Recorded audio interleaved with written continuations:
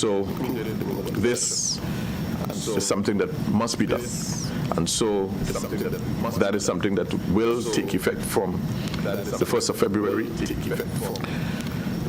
And a number of other pieces, including the retirement age and the gradual increase in employment contributions. So that is going to happen. So we are making a number of adjustments, and as the time goes on, a full rollout of the PR is expected to come from the NIS as to what they are doing, as to what government pledges its continuous support to the board and to the management of the NIS for continued prosperity of the institution.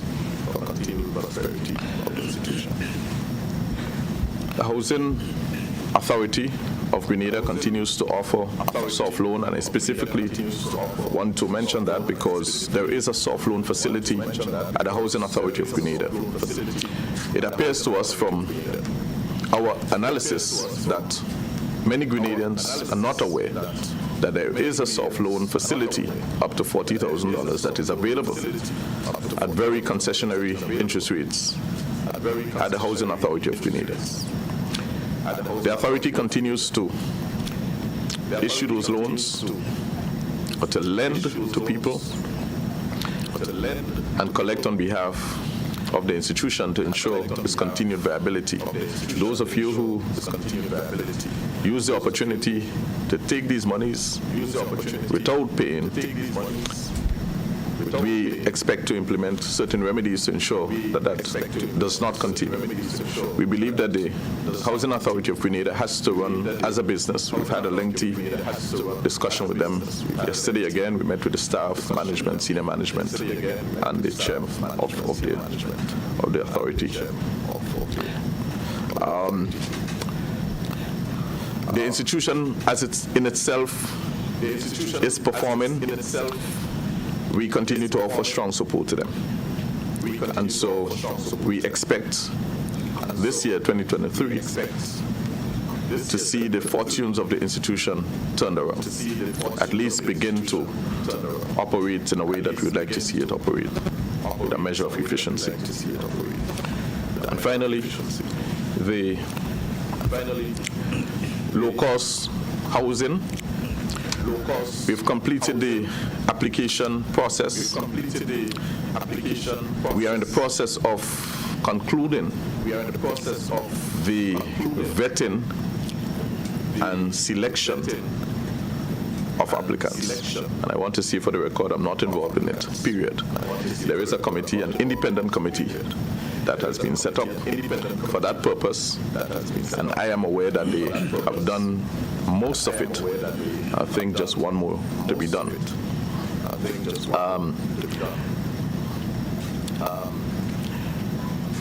So we continue to work with that. The Housing Authority of Grenada has engaged. I'm aware that they have engaged a number of joiners to bid for the construction of closets and cupboards to outfit those units, because we want to ensure that when people occupy those units, that they are comfortably enough. And so that is happening as we speak. Presently, they're doing samples to ensure that they can deliver within a particular time and within a particular cost range, that we do not run over budget. So we're going to take copious notes as to how it is done to ensure that it is done according to specifications. So after that is the initial stage of setting up those cupboards and closets are complete, government will take a tour of the facility to ensure that it's done according to specification and taste. So we continue to work with that, and we believe that by the end of June, we should be in a position to deliver those units. We are also increasing the net. We've had quite a number of other joiners who have come on board thus far, and so we're going to engage them also. So the wider the net, the faster we believe the conclusion of the billing out of those cupboards and closets would be. I think I can stop here. Thank you. Thank you, Peter. All right. Thank you very much, Mr. Telesford. I will now invite Senator the Honorable Gloria Thomas to make some brief remarks. Thank you, Honorable PM Dickon Mitchell. Fellow ministers, senior public officers, members of the media, good morning all. It is my pleasure to share on some key areas of our budget implementation plan of the Ministry of Social and Community Development, Housing and Gender Affairs. I will share on aspects as it relates to social development and gender affairs. One of the areas that will be getting some immediate attention is the early childhood care area.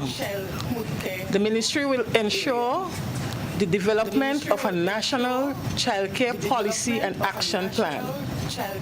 This is to ensure that the standards and care of these centers meet expectations.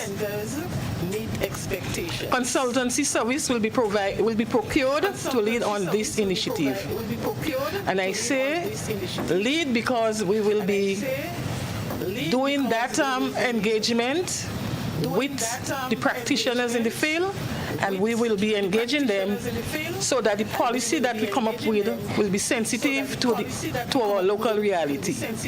So we will not have a consultant coming in and doing as they like, but they will be engaging people who are actually involved with the child care, the early child care service. We have projected that this policy will be developed, reviewed, and the draft approved by May this year, 2023. We'll be looking also at the home for the aged on the island. One will appreciate that our senior citizens have contributed to the development of this country in one way or the other. Now that they are at the golden years, efforts will be made to safeguard them, especially when they are in residential care. And so we'll be formulating a licensing authority for homes for the aged. We are currently in the process of identifying suitable persons who can serve with the authority. We must make sure that these persons have the expertise and the competency to effectively carry out the assignments. Upscaling of the parenting program. The parenting program will be upscaled to increase parenting sessions at the community level by June 2023. Parenting facilitators within the ministry, as well as other ministries and organizations, will be engaged to train interested persons. So we'll be having training of trainers. And this is to enable them to assist with our community parenting engagements. We will use the community liaison officers within our ministry to assist in mobilizing the community for this program. In-house training is scheduled to begin April, and community engagements is expected to commence June. Phase 2 of the Spotlight Initiative. Grenada Spotlight Initiative to end violence against women and girls will continue. We are embarking on the implementation of the final year of the Grenada Initiative. The aim of this program is that all women and girls in Grenada, Carriacou and Petit Martinique, particularly those most vulnerable, we want to ensure that they live life free of intimate partner violence, sexual violence, and other forms of family abuse.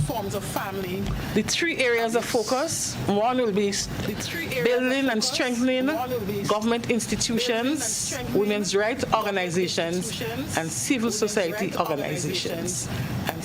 2 will be promoting new social norms to prevent gender-based violence and to lay the foundation for law and policy reform and the sustainability of actions to end violence against women and girls.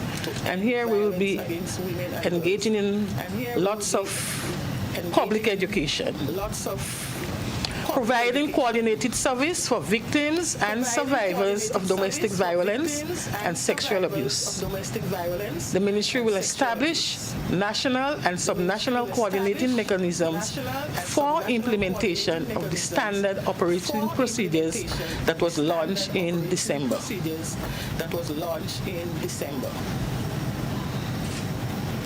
To make these focus areas more effective, we are also addressing the legal and policy framework and a system for collecting and using administrative data. We'll also ensure that Carriacou and Pitimatnik and the rural communities of Grenada are adequately included in these transformational outcomes. SEED. The recertification of the Support for Education, Empowerment and Development Program continues. The exercise is geared at sanitizing the list. People who have died will be removed. Also, students who have graduated and are now working, families whose circumstances have improved, people who are receiving other financial benefits, and people who have traveled out and are living overseas, as well as people who are on island but are in prison. To be able to do the recertification, officers go around to the homes of beneficiaries to verify the information. They are not going around just to take out names. If persons fall in the category named above, the names will be removed. The temporary measure that was employed to assist families to cope with the impact of COVID-19 ended December 2022. In addition, persons who applied for SEED and did not reach the requirements, meaning they did not score according to the Grenada Living Condition Index, these persons were given a stimulus payment, which also ended December 2022. An amount of 18 million was budgeted for SEED in 2022, and in 2023, 18 million was again budgeted for SEED. So there was no cut in the budgetary allocation to pay SEED beneficiaries. We are hopeful that once our implementation plans start rolling out, the face of the ministry will improve. We will be better poised to provide better service and to make some critical changes that are needed to improve service delivery. And I want to end here for now. Thank you, Minister Thomas. As the Minister of Finance, I want to make some comments in relation to the SEED program because it appears that, deliberately so, personnel are trying to suggest that somehow the government has chosen to end the program, which was a permanent program, by the reduction of the 150. I'm going to read for our citizens and for you members of the media an excerpt that was taken from the speech of the Honorable then Minister of Finance, the Honorable Gregory Bowen, as it pertains to the temporary nature of the additional $150 that was added as part of the economic stimulus package on a temporary basis to beneficiaries of SEED. And I'm reading his budget statement. Additionally, Mr. Speaker, $10 million is allocated on the government's COVID-19 economic stimulus package for the provision of cash transfer benefits in 2002. These will be provided through temporary horizontal expansion of the SEED program to provide support to over 1,000 households. Now, I want the citizens to understand this. This statement, which was contained in the then budget statement of the Honorable Minister for Finance, Gregory Bowen, That statement was made when he delivered his budget presentation, and it was made post or after the preparations for that budget. There was in fact no budgetary allocation in the budget for this. And as a result, when this administration took office in June, we came back to Parliament and sought the approval of Parliament for $8 million to in fact fund the temporary increase in the seed allocation of $150. Let me repeat this. When the budget statement was ready in November of 2021, promising this additional $10 million, there was no actual appropriation for it. And so when the program started and there was the additional increase in 2022, there was no budgetary allocation for it. There was no actual appropriation approved by Parliament for it. It is this administration, when we went back to do the supplemental appropriation, that we had to budget an additional $8 million to ensure that the funds were spent. And this is not hidden, because the supplementary appropriation went through all of the phases. It went before the Finance Committee. I'm chairman of the Finance Committee, and each member of the House of Representatives is a member of the Finance Committee. The Honorable Leader of the Opposition and all of his members who attended the Finance Committee meeting would have been part of that process of approving the additional $8 million, which was never budgeted for, and which it was known was a temporary measure as part of the COVID economic stimulus package for the year 2022. And so that package came to an end in 2022. It was always temporary. It was known that it was temporary, but specifically it was not in fact funded by the previous budget. It took our supplementary appropriation to authorize spending for this. And so I want our citizens to understand that perhaps we didn't do a good enough job in October, November to remind citizens that this temporary aspect was coming to an end, and if that's the case, we will accept responsibility for that. But do not let people fool you or mislead you into thinking that they somehow, while they were in administration, embarked upon a permanent program that this administration is reversing. It is not. It is the same $18 million that is budgeted for the seed program, 2021, 2022, and into this 2023 budget. And so we can assure you that there will be no diminution in the seed, in the normal seed benefit. The Honorable Minister has indicated that the list is being cleaned up, and when you listen to the categories of persons she's talked about, dead people, people who are overseas, people who are in prison, people who've graduated from the program, what we want to ensure is that those persons who truly need the program benefit from it. And we are confident that once we are able to sanitize the list, and we are able to ensure that the persons who need it get it, then we'll be in a better position to review to see whether or not the government is in a position to do any permanent increases to the program. So I just wanted to stress that particular point. Thank you. I will now call on the Minister of Education to make some brief remarks. Thank you very much, Honorable Prime Minister, and good morning to colleagues on the head table and senior ministry officials, members of the press, and persons listening wherever, both at home and abroad. It's truly a pleasure to be able to share with you snippets and an overview of stuff that's happening within the Ministry of Education. But let me take the opportunity to wish each of you a very healthy and successful and meaningful 2023. I hope that all of the things that you set your mind to and all of the things that you put your hand to, you achieve the intended and desired success in them. So I'm happy to report, as Minister for Education, that we've had a relatively seamless reopening of school, and even where we've had ongoing construction projects taking place in some of our schools, we've been able, with the cooperation of our principals, our teachers, and in some cases the communities, to see all of our schools open and to see the adjustments take place.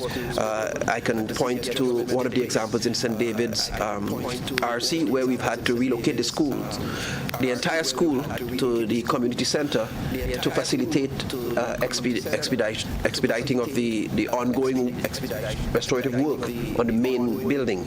And so that has happened smoothly as well. And so I'm happy to report that.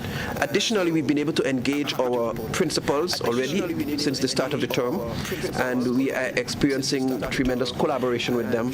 They're happy with the engagement, and they are pretty much on board with all of, and they're excited too about the ideas and initiatives that we are planning and rolling out with their support and involvement. So I'm happy to report that. Let me report too that you would remember sometime at the ending of the year, the cabinet took a decision to have the furniture needs for schools procured through local furniture producers. And the furniture producers received quite warmly, and I can report to date that several of the furniture producers have, some have completed their quotas, but the timelines had been revised to sometime close to the end of this month, just to facilitate those who had some degree of blockage towards the ending of the year. And so we have received exceptional quality work from our local furniture producers, and we anticipate by the ending of this month almost all of the furniture will be ready, and so we have good report to share in that regard. I'm certain many of you are interested in what's happening with our declarations concerning our National Library. It's one of the priorities for us. As we speak, we are reviewing our library documents with a view to settling on our National Library policy, because we recognize with the closure of our National Library since over the last decade, we have had a strong reliance on our local and community libraries.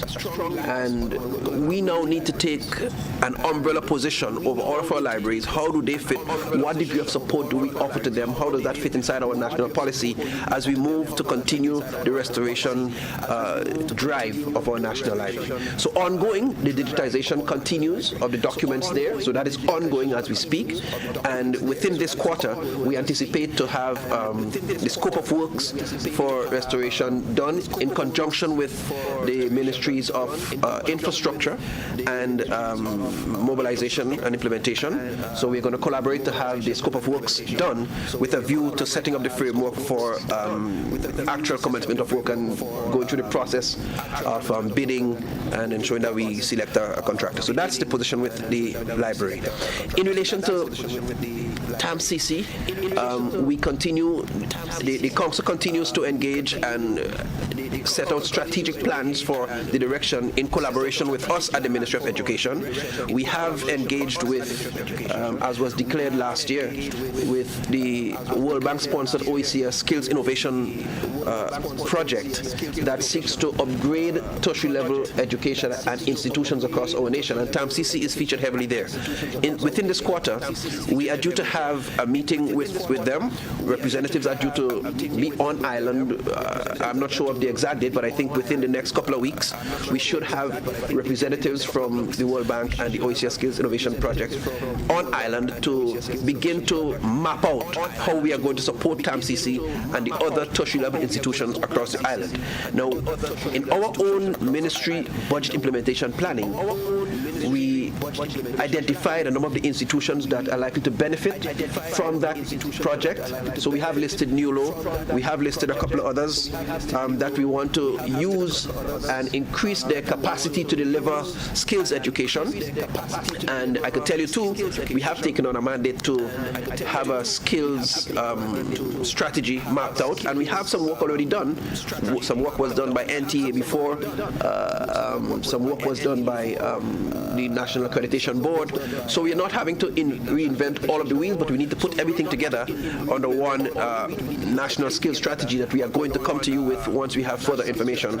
So that's currently taking place, and we are selecting the national focal point for that project, the National OECS World Bank sponsored Skills Innovation Project.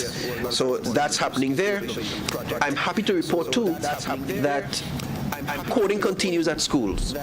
So we continue to engage the Grenada Coding Academy as one of the providers for coding in schools. So we've had coding and technology clubs formed at schools coming out of that. Fortunately for us, as we engage on this conversation, while we continue that pilot, several other providers have been engaging us, and some have been engaging us on voluntary terms, and they're willing to give back from different agencies. So we are currently engaging them as well with a view to developing the best package that will best serve the coding policy direction that we are taking, and that will best serve the interest of our nation and our schools. And they range from primary schools all the way up to secondary schools. So I'm excited about what is likely to come through there as well. I can tell you briefly, we have discussed a number of key curriculum reform ideas, ranging from the introduction of modern language to primary school students. And I know that sounds like something you've heard before, but we have partners who are willing to collaborate with us to see that happen. We're aware that the most strategic period for language acquisition is the earliest phase of our children's development. So to sit as educators and technocrats and not capitalize on the brain's receptivity to language acquisition in the earliest years and wait till they're 11 and 12 in secondary schools to begin to tell them about French and Spanish doesn't serve our interest well. So we are currently exploring those avenues there. Our curriculum officer for modern language and our curriculum head, they're engaging that, and the officers who are, and our potential supporters who are willing to collaborate with us to see that happen. So that's currently taking place, and you'll hear more of that.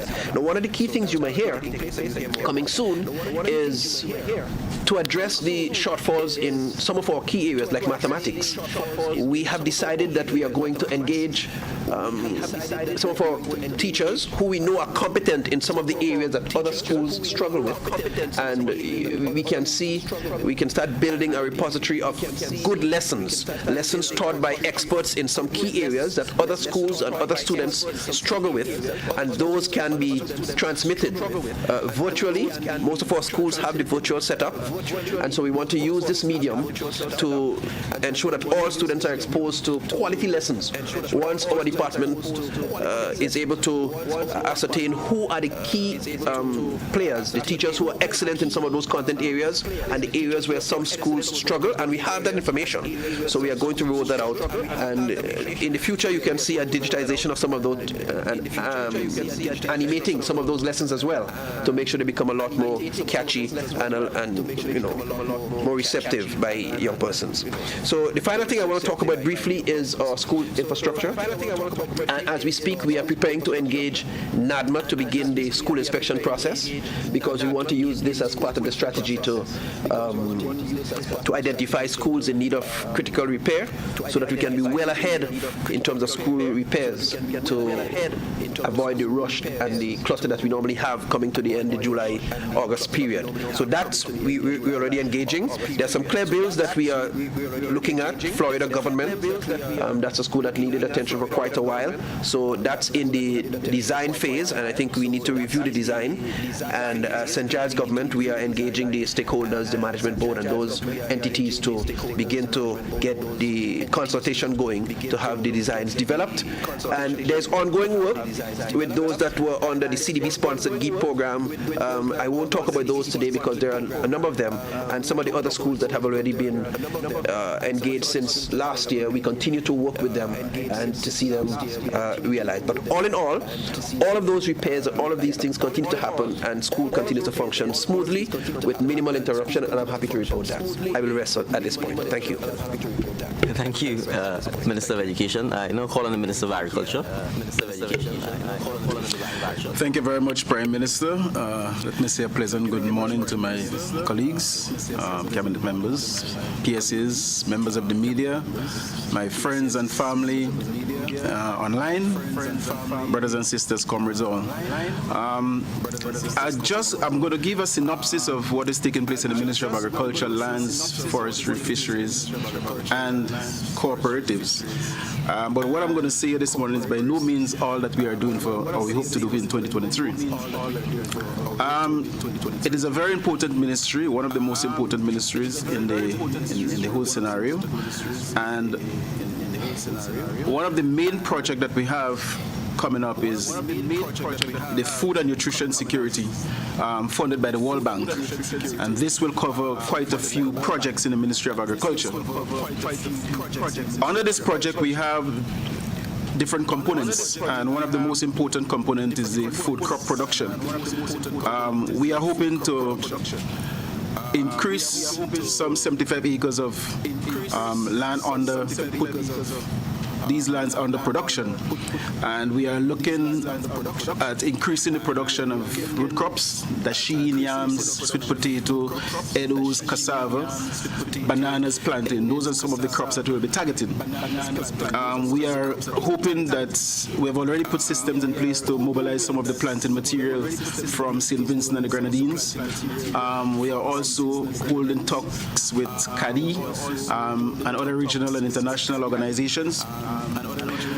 There's another component of this food security is the livestock component, and we are hoping to increase production in the area of livestock, small ruminants, pigs, and poultry. The farm assistant program, which will replace maybe the farm labor program, we will be trying to assist the farmers in regards to land preparation, fertilizers, planting materials, pesticide tools, and other equipment. We are also hoping to use some of the government estates for creating germplasm. When we'll be importing new planting material, new varieties, and we want to make sure that we preserve some of them. So we'll be using some of the government estates to establish those field germplasms and seed banks. And this, in a sense, will support and create some level of sustainability as we go forward. Another area that we'll be looking at is the storage facility. We have been experiencing difficulties in terms of when farmers have excess production and they cannot get sales for it immediately. It results in quite a number of quantity of the products being spoiled, and we really and truly we cannot afford it after they put so much inputs into production. So we'll be starting 4 pilot projects in regards to storage facilities. They will be located in Maribor, one in Maribor and government properties, one in Ladig with a group of farmers who are very much interested in this. We'll be utilizing the facilities at MNIB and in River Road, and also will not forget our sister of Carriacou and PT Matic. So those 4 storage facilities will be pilot projects, and we are hoping to answer some of those questions in regards to lack of storage facilities for some of the perishable items such as eggs and fresh vegetables. The farm machinery will be reopened. This is some assistance that government used to be given to farmers in the past, and for the last couple of years that assistance was not made available. The Ministry of Agriculture will embark on reopening that project. We have already trying to locate machineries such as tractors. We are hoping to purchase about 8 tractors, 4 large ones and 4 small ones, 25 power tillers, and really and truly build that institution. We have already identified personnel to staff that department, and we are hoping that we'll be in time for the planting season come April, May, June, July coming up there. This will definitely assist the farmers in land preparation.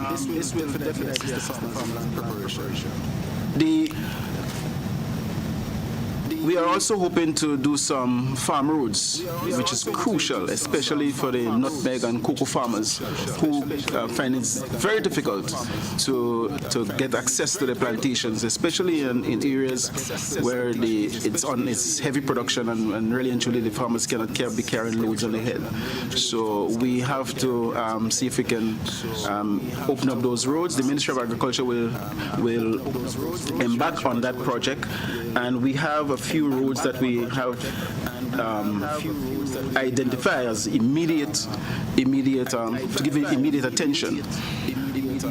We will not be concreting those roads. What we will be doing is opening those roads, bringing the binders, roll it, and maintain it. So at least on an annual basis, farmers will get that be able to use those roads. And some of the roads we have identified are Mount Hope Road in St. Andrew, Windsor Road in St. Andrew. We also have Mount Stanhope Farm Road, Mount Tranquil in St. David, Barrack Road in St. Patrick, and Bacolet Road in St. David. So those are some of the roads we'll immediately pay attention to.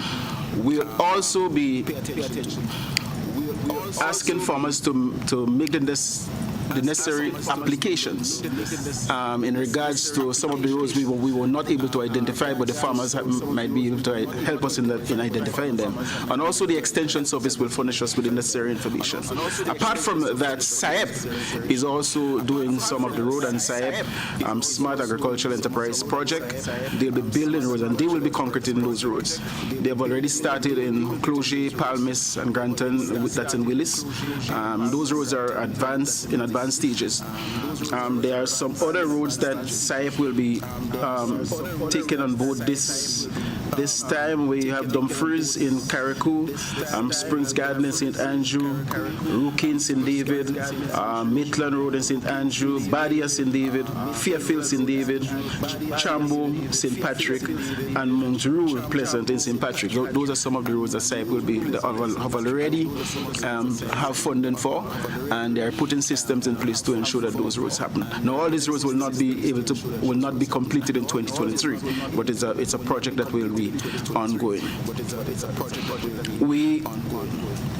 We started the replanting of spices, and it will continue over 2023, 2024, 2025 and onwards.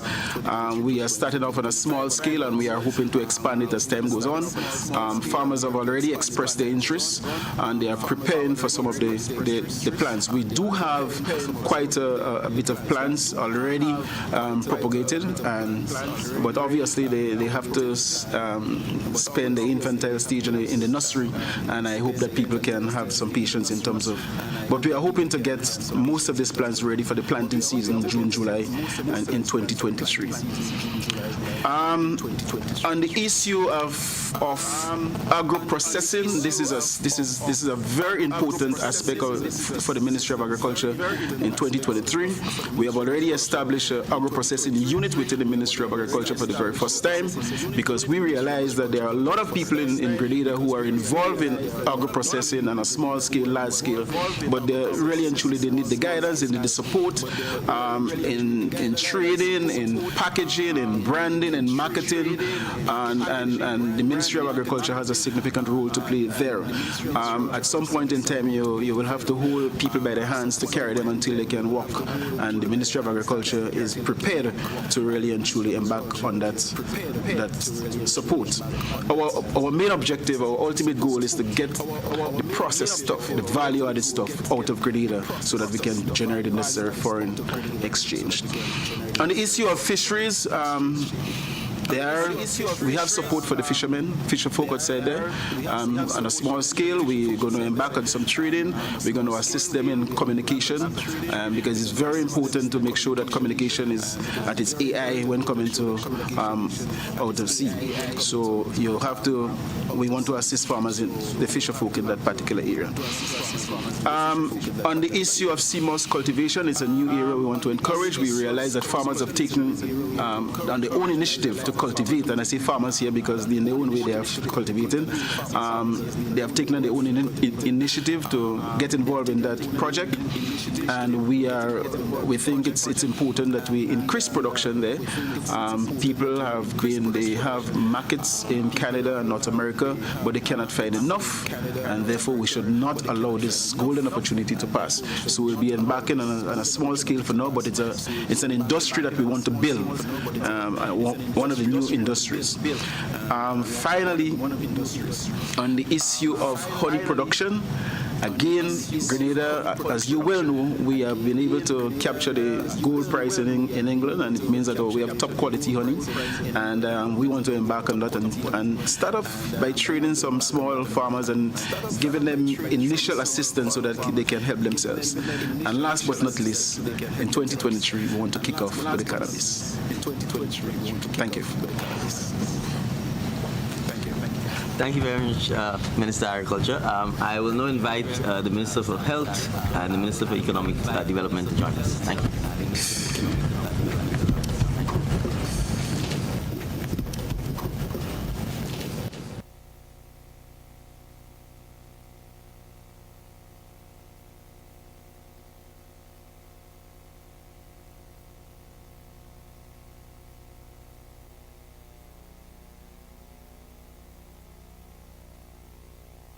Thank you, ministers. Thank you, colleagues. I will invite the Minister for Economic Development, the Honorable Lennox Andrews, to make some brief remarks. So thank you, Prime Minister, Cabinet colleagues, Permanent Secretaries, the media. Very pleasant good morning. I will try and keep it in my time allotted, and therefore I will first of all begin with the creative economy. As you all know, it's a new area of economic activity we are trying to build in Grenada. So one of the very first things that we're going to do is that we're going to have a national symposium on the creative industries in Grenada. And we're going to have it under the theme Unleashing Grenada's Creative Power. And that symposium is going to be organized by the Office of Creative Affairs, which is now being established.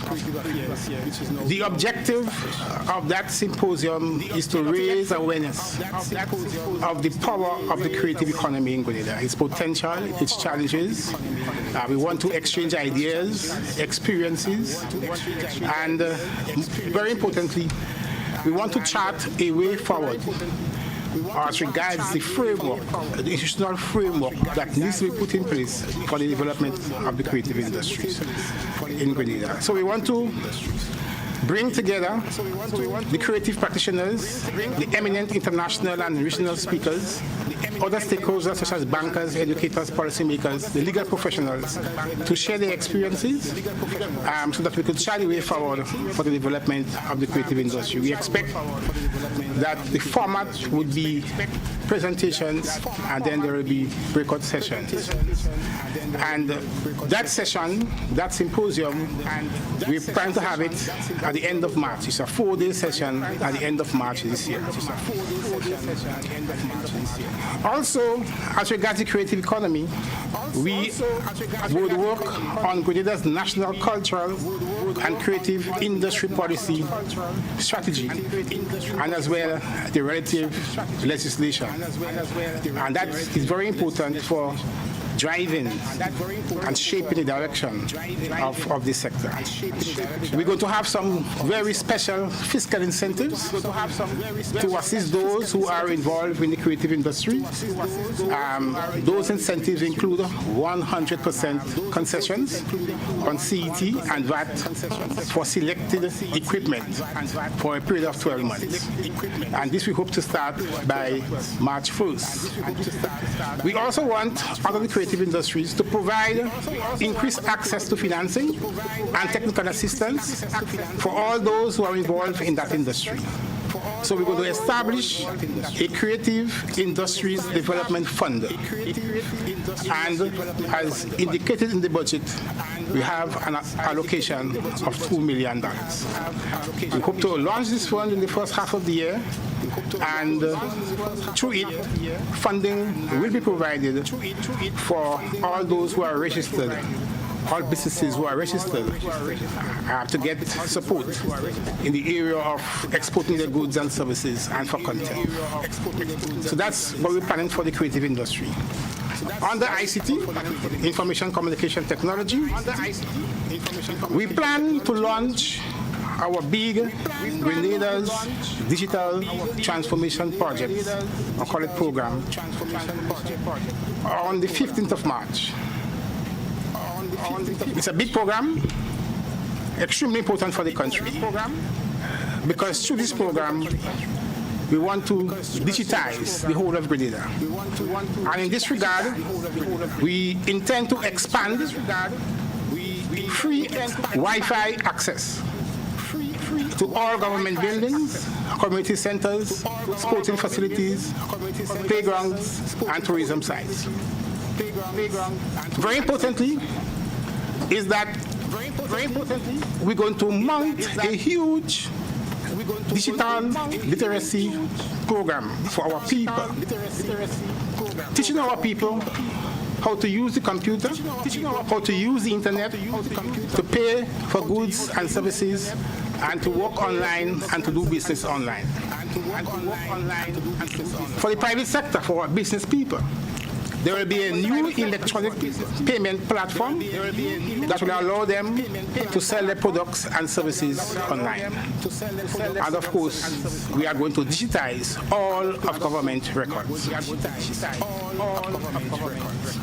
Under this ICT program, there's a special program that we want to launch. And we call it the JUMP program. With this JUMP program, JUMP, J-U-M-P, yeah, J-U-M-P. Government will partner with cable and wireless to subsidize the cost of broadband, in other words, internet, to eligible households, so as to bridge the digital divide across the country, so that internet services can be made available to qualifying low-income households. This we see as an investment in our family to help them maintain the connections needed for work, for school, for healthcare, and others.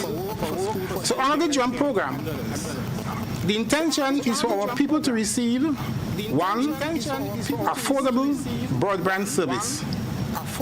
We mean only $20 for 50 megabytes broadband. And we plan to target 1,500 families in the initial phase.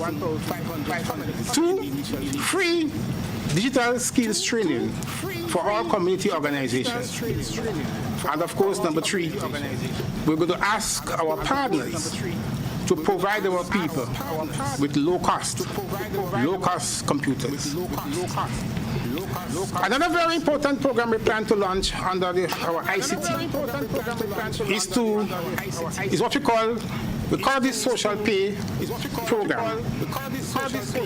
And that social pay program is for persons who are receiving assistance from government. You notice what happens on a Friday. We see these long lines at the Ministry of Finance or at our Inner Revenue Department, people waiting to collect the $300, the $400, as the case may be. Our view is that we can do something much better than having our people in the hot sun, to collect those monies and provide a better image. So we have studied the case of St. Vincent, in which they provide such persons with a card, which allow them to go to a financial institution, it could be a bank, it could be a credit union, and use that card to withdraw the money, and they could also use that card for point of sale. So we are presently discussing with 2 financial institutions, and they will also assist us with the training of those persons, because we are working as well closely with the Ministry of Social Development. In other words, there are about 5,900 Grenadians who are not banked. They are unbanked. They don't have bank accounts. And we want, for example, therefore to give them the first attempt at doing business in a financial institution. And this program, we hope to roll that out and have it implemented on a pilot stage in the first quarter by March of this year. I now turn to the CSO, Central Statistical Office. Very importantly, we want to complete, the 2022 population and housing census by September of this year.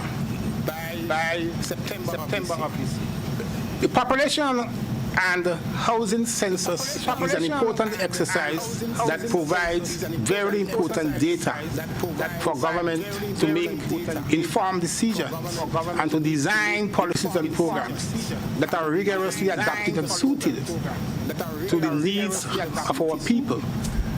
And that population census, that information, will give us the real data, the real information of what is happening on the ground. Now, I want to take this moment to ask our people to please provide the support to the enumerators as they come to your doorstep and to ask you some basic questions. The information is highly confidential. So don't be afraid to say to the enumerators, tell them the story as is, as regards your household, number of persons living there, whether you have a fridge, whether you have a stool, how many rooms you have, and so on. Basic information, but it's highly confidential.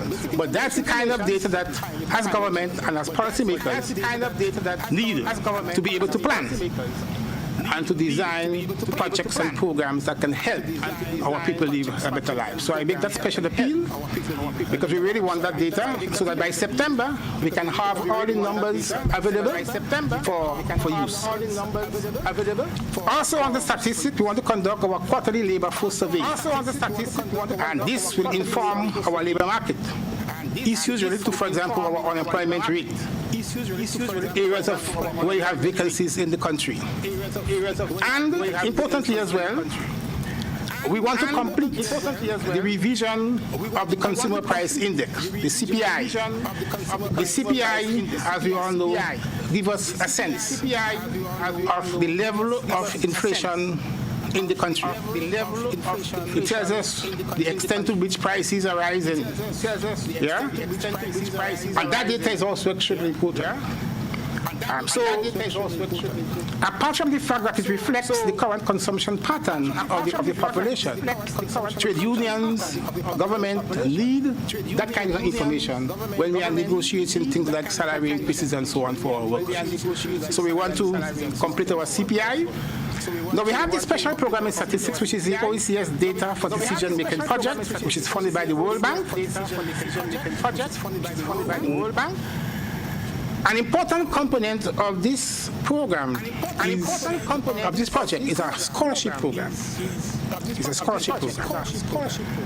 And in this program, government will formalize a cooperation agreement with one or more universities, primarily Caribbean universities, to provide at least 8 scholarships in total for professionals, undergraduates, and graduate level studies in statistics, economics, demography, and data science.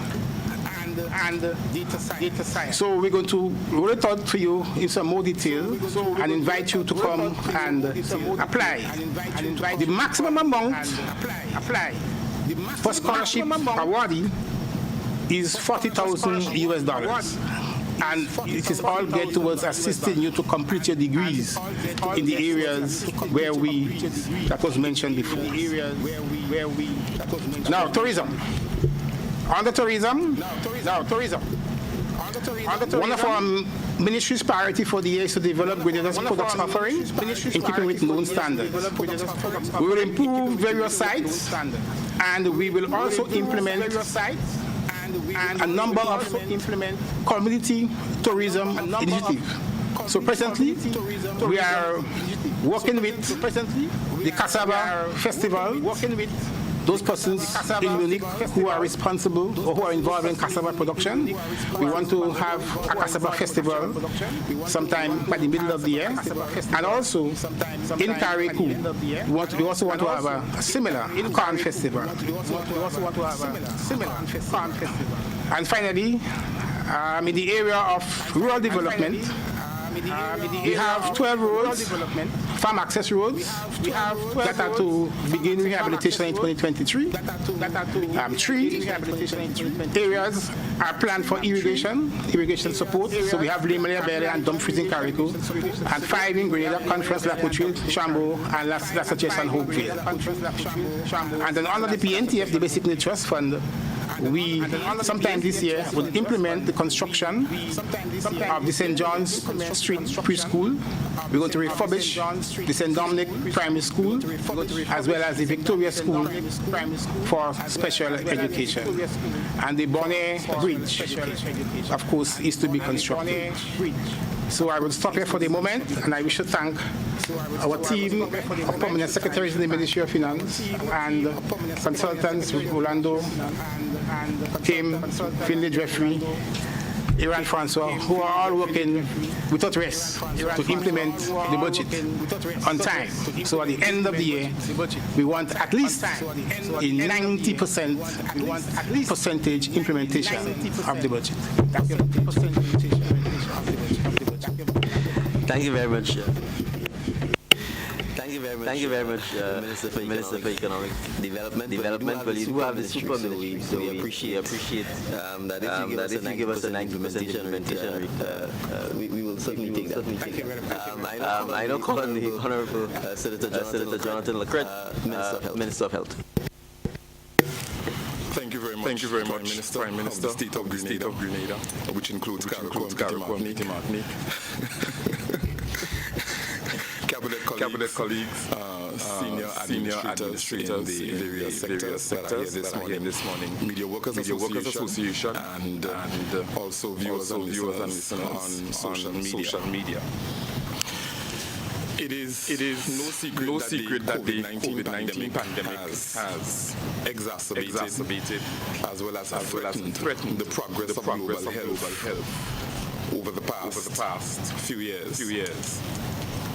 However, within the context of global health, mental health and wellness is mentioned within the United Nations Sustainable Development Framework as extremely important to not just national or economic development, but also sustainable development.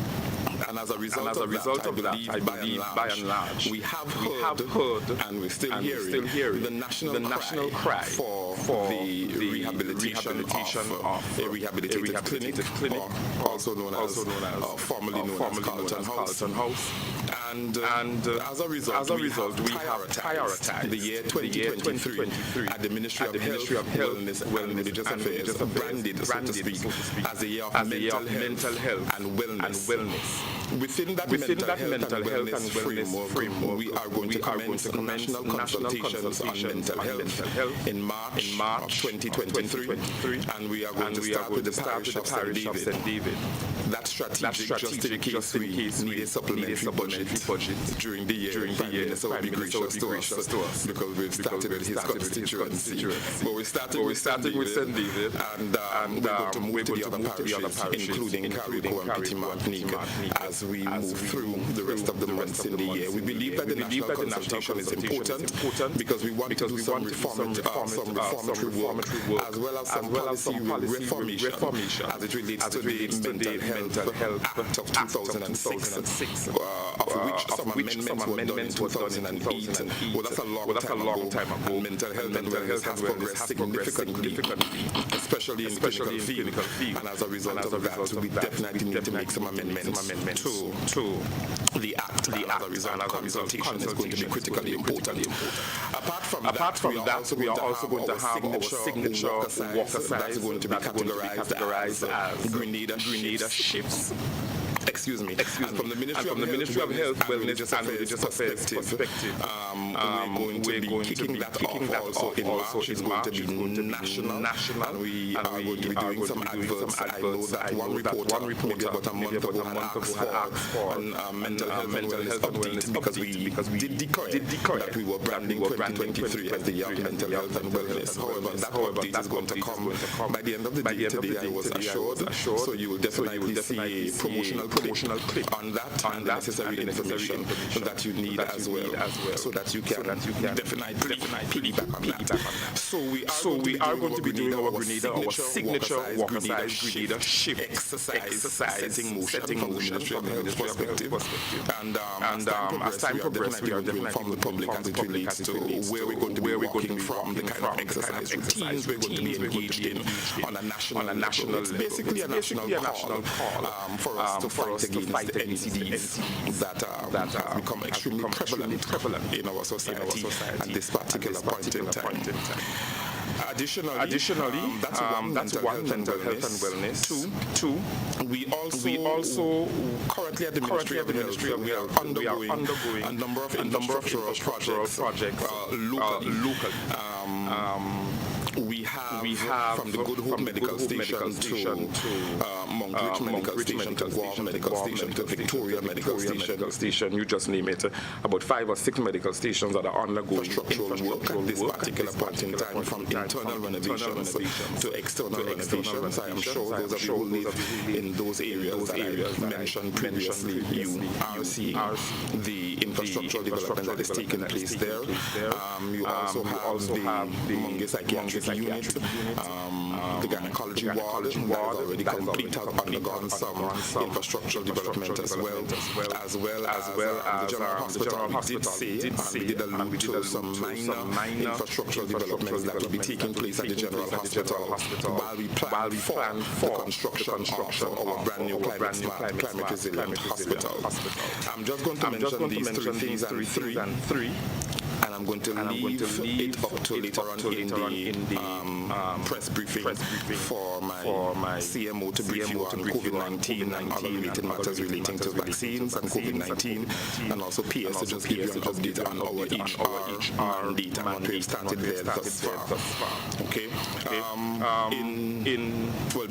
January this year, January 12th and 13th of January, we accommodated the Caribbean Med Labs representatives, and we had consultations with medical practitioners across the entire medical sector as it relates to a review of the National Lab of Grenada's National Laboratory Policy.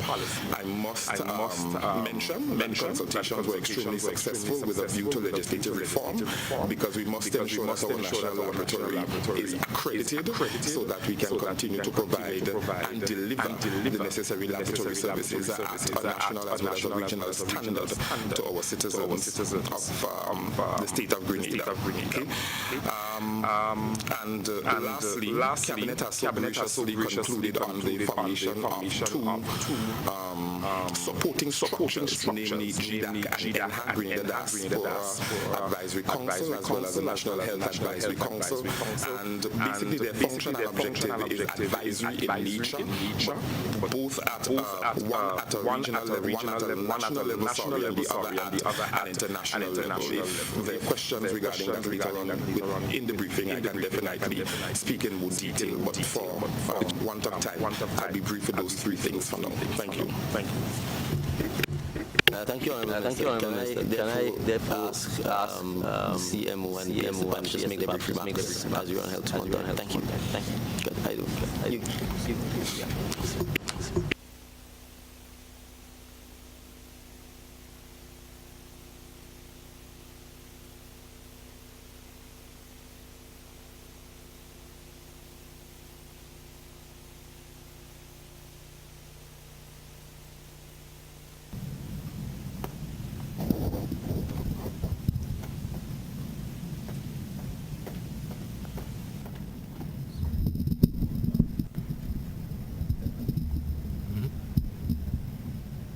Good morning, everyone. All right. So, as alluded to by Minister, I will proceed directly into giving you an update on the situation as it relates to COVID and other related matters. So this situation update as it relates to the COVID pandemic. The time period is for the weeks, the 15th to the 21st of January, more or less. The statistics that I'm going to give you are for this time, and I'm going to give you a little context shortly after. Now, the current 7-day average for the week of the 15th to the 21st of January, we had on average five positive cases reported to the Ministry of Health per day. Now, the previous 7-day period. All right, so that's the previous week. That average was 4 cases per day. As it stands, our tally of active cases, of known active cases that are reported to the Ministry of Health is 58. All right, there were no deaths reported during that period, and there was one case hospitalized. I think this morning I was informed that there was another. So to date, since the start of this pandemic, we have confirmed 19,750 cases of COVID, with 19,454 recoveries and 238 deaths. As it relates to vaccination against COVID, population coverage, that's about 34.6% of the population fully vaccinated. And in total, we had delivered 90,725 doses of COVID-19 throughout the community. Now, it is important to remember that COVID-19 has not disappeared or did not disappear from Grenada, from circulation in Grenada, since its introduction and the establishment of community spread. There continued to be low levels of transmission, generally between averaging 1 to 5 cases per week, especially coming to the end of last year and earlier this month. So there continue to be low levels of spread, and even the introduction of new variants over time. All right. So the original strain of COVID, we had maybe 1 or 2 cases. Then we had a huge, our first major upsurge was Delta, and then we had successive waves of Omicron affecting the population. Now, when the more acute phase of the pandemic was discontinued sometime in March 2021, the measures that were imposed to control the disease were removed, or largely removed, and became more or less voluntary, all right, requiring greater participation of the population in their own protection. And this is how it remains up to today. Now, as it relates to variants, because I know there is a lot of concern right now about the different variants that are circulating. Now, globally, the XBB.1.5 is rapidly becoming the dominant variant that is circulating worldwide. And it has been causing some alarm, more so because of its transmissibility. Right? It has been defined, or it has been declared the most transmissible or communicable strain yet. Now, locally, what I can tell you is that last sequencing was done on the 18th of January of this month. We sequenced 8 samples, and all were positive, all returned Omicron. Generally variants of BA5 and BA2 like strains. So to date, we have not identified the XBB 1.5 here in Grenada. Now, it does not mean that it is not here yet, and it does not mean that it will not make its way here. All right. Given the global trend, all right, we will be affected by this strain. But one thing that I want the public to understand and to remember as well is that whether it's XBB or BA5 or BA4, it is still Omicron. All right, it is still Omicron, and the clinical picture that it produces is still that of Omicron. And Omicron has been demonstrated to spread very easily between persons, but the disease severity has not been as great as Delta. So that should remove some of the anxiety, but not all, because there are always persons who are vulnerable, all right, and may have a more negative outcome if infected. So I will just reiterate, even though it is XBB, which is what is causing the greatest concern now, it is still Omicron. And the pattern that has been seen with Omicron is one where disease severity has not been as great as, for example, Delta. The recommendations to the public remain the same. Measures to prevent disease spread include the wearing of masks. All right, and masks should be worn in all instances where persons feel that there is a possibility that they can be infected. All right, so that includes especially in enclosed areas and in crowded areas and all of that. Sanitization, frequent sanitization and cleaning of and washing of hands, distancing, avoiding those crowded, close contact settings, especially where the ventilation is poor. All of these measures still remain in effect to avoid becoming infected. Now, if individuals are experiencing flu symptoms, they are also encouraged to wear a mask. In addition to seeking treatment based on how severe their symptoms are, but they should always wear a mask to ensure that they protect persons around them, and they should avoid visiting persons who are vulnerable, all right, so as to not pass the disease on to them. And they should get tested, because we do have sufficient supplies for testing available in the public system.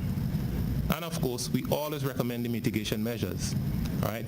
Vaccination, all right? Persons who are unvaccinated, get your primary series of vaccines, get and get your boosters, all right? They have been proven scientifically to work, so we encourage persons to do that. Now, as it relates to our vaccine procurement for COVID, lastly. Now, on hand at present, we have Sinopharm vaccines. This is the only COVID-19 vaccine that we have at present. We have placed orders for the other vaccines that we offer, Johnson & Johnson, Pfizer, and Moderna. Now, these orders were placed sometime late last year, I believe around October or November, all right? Processing is ongoing, all right, and in time, the dates of arrival of these vaccines will be made available, all right. A lot of it has to do with supply chains and all of the different different things that need to be completed before the actual shipment happens. So we do not have an estimated date of arrival yet for the Pfizer and Moderna. We anticipate, or we hope, that will be sometime in the first quarter. And the expected date of arrival of our shipment of Johnson & Johnson is the week of the 6th of February. So for those who are curious as to when another vaccine will become available here locally, tentatively we have the week of the 6th of February for that to happen. All right. Thank you. Thank you, CMO. It's Permanent Secretary Ms. Desiree Stevens from the Ministry of Health will provide some additional updates. Good morning, everyone. I'll speak to HR within the Ministry of Health. In recent times and in 2022, we would have seen an exit of approximately 31 persons within the nursing sector, including nurses and nursing assistants.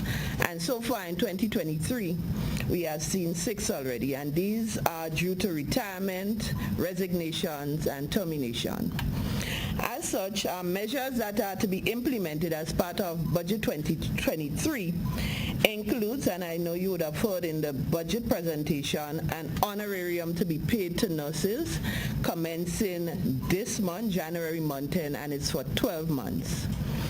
In addition, we are proposing, and we would have included in our budget, funding for specialized training for our nurses in areas such as ICU, nephrology, oncology, psychiatry, etc. And we're hoping to have a number of nurses trained in these specialized areas starting maybe as soon as the first quarter of 2023.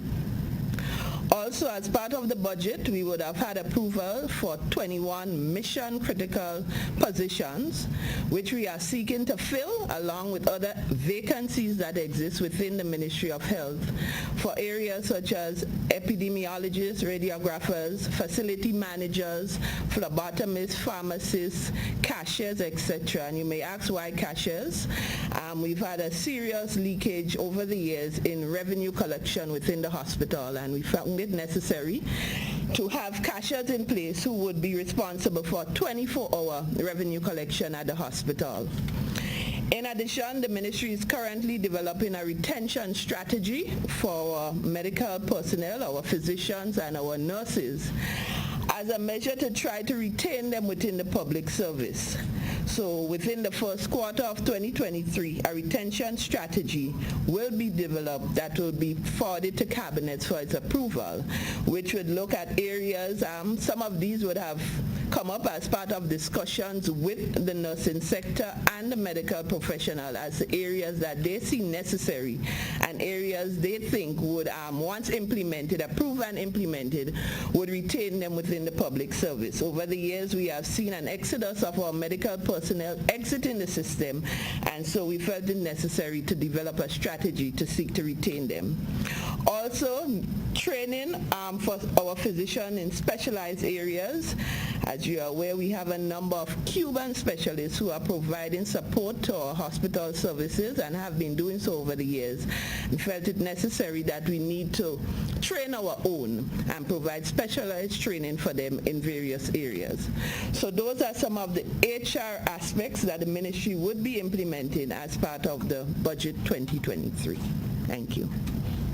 Thank you very much, Permanent Secretary. I will make some brief remarks in my capacity as Minister of Finance, and I think thereafter, Press Secretary, we can move to questions. I'm mindful that we're already an hour and a half into the press briefing, and I think we wanted to give you, the members of the media, as much opportunity as possible to ask questions.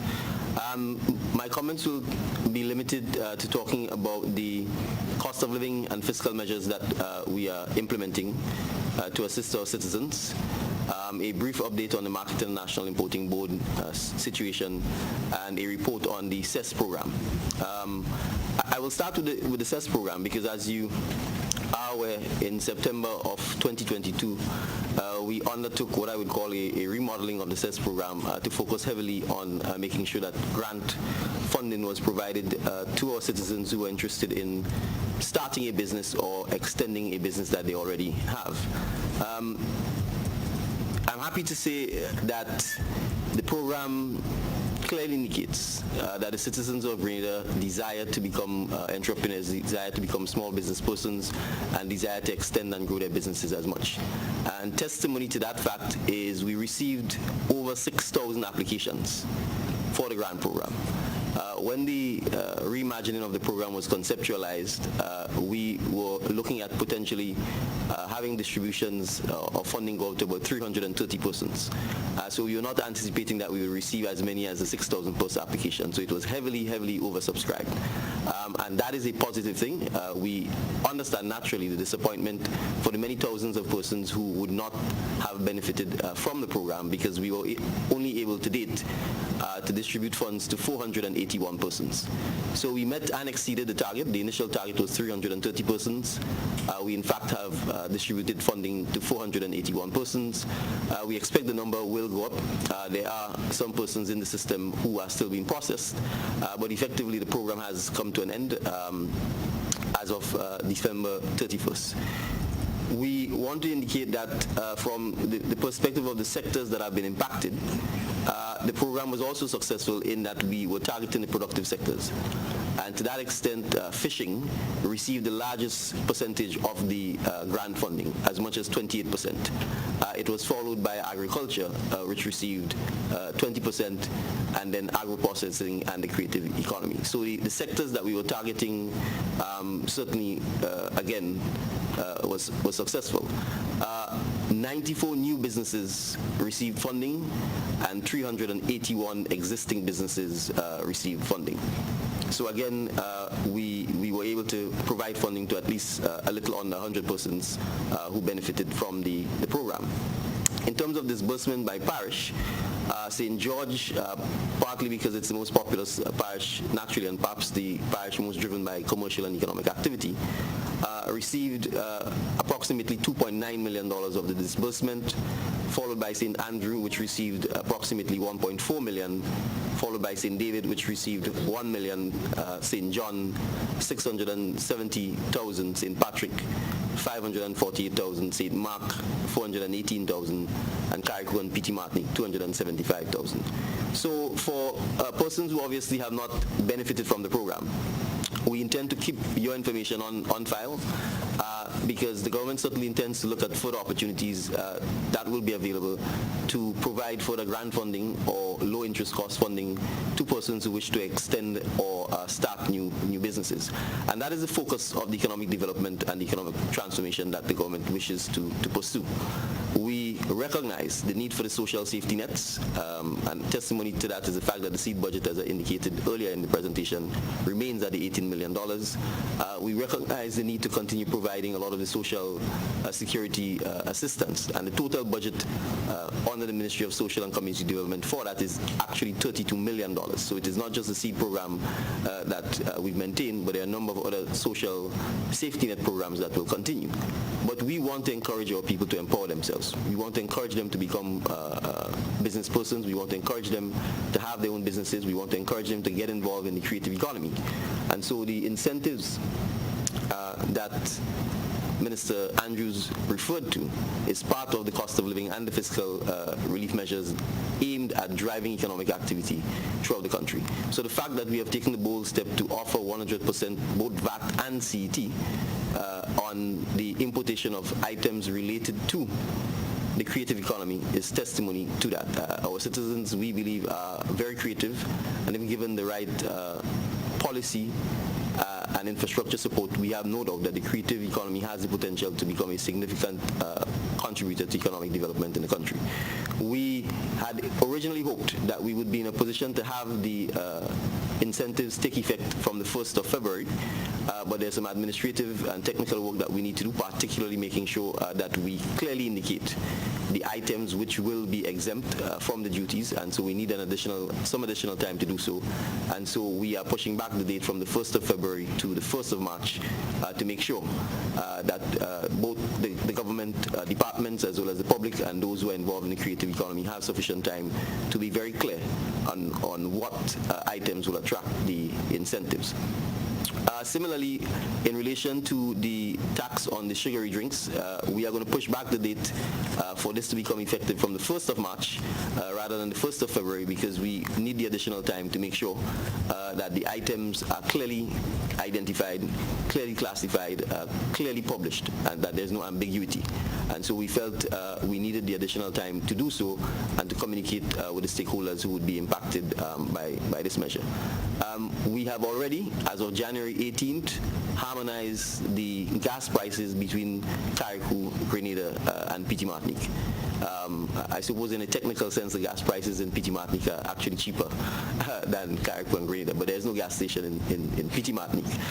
And we made that commitment because we heard the cries of our colleagues, citizens in Carriacou, as to the fact that they have been paying more for petrol at the pumps than persons in Grenada, and we felt, as clearly indicated by the Minister of Health, the state of Grenada includes Carriacou and PT Martinique.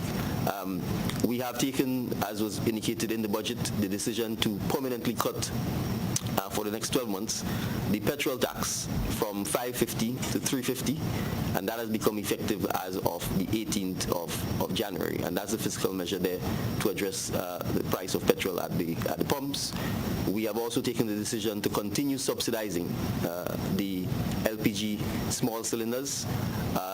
As of December, the actual price based on world market would have been $70 per cylinder. We have taken the decision to continue the subsidization, and so the price will remain at $40 to ensure that all our citizens can have access to affordable cooking gas. And this subsidization comes at significant costs to the government. As of December, as much as $7 million in arrears was outstanding to the service providers who provide the gas to our citizens. The list of items, the 19 items which have been zero rated for VAT purposes, takes effect from the 1st of February. Just for the purpose of reiterating, I will reiterate what those items are,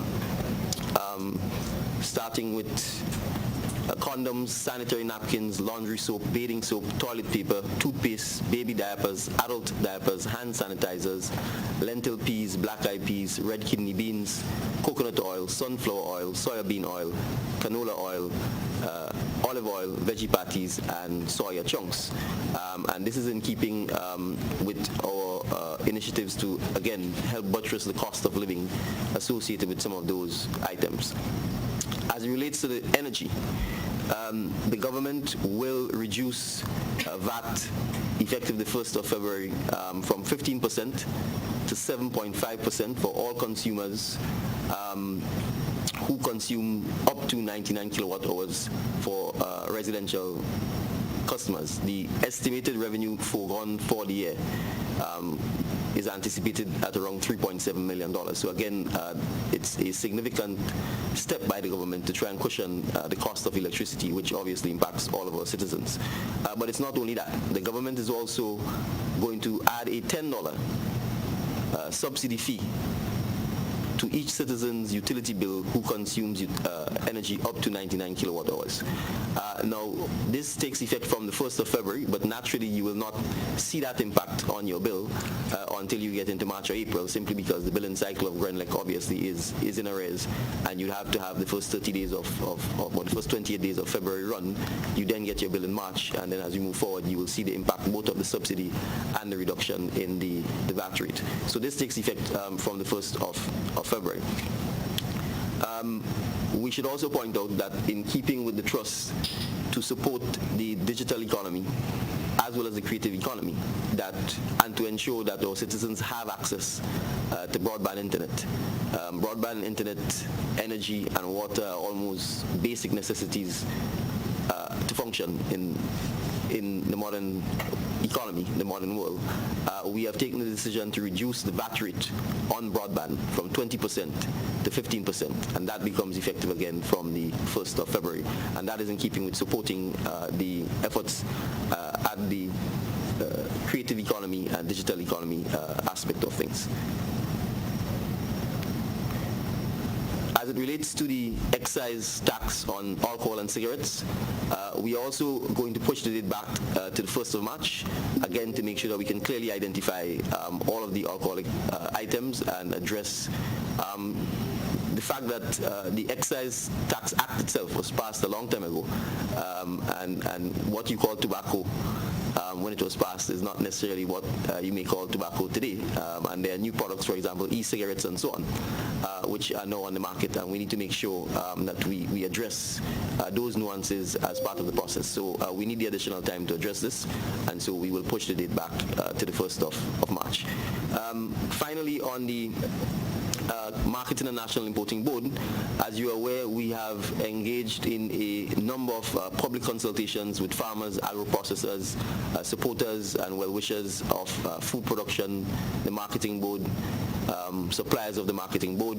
We've also met with the board of the Marketing Board and the employees of the Marketing Board.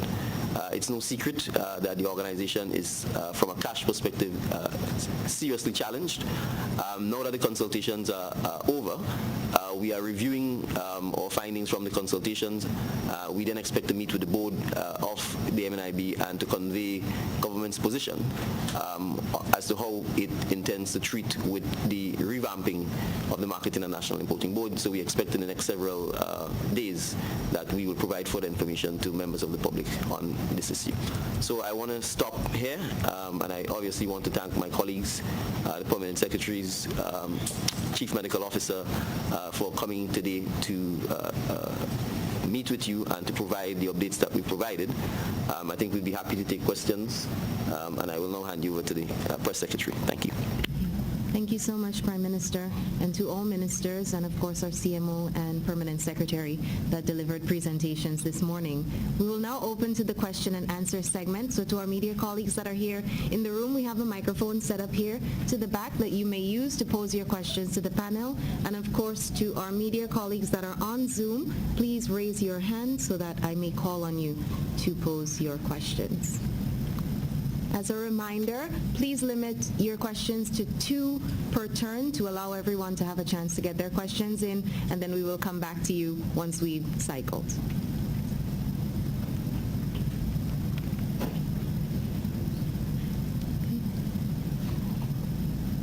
Good morning, Sharon Gill with MTV News. My first 2 questions.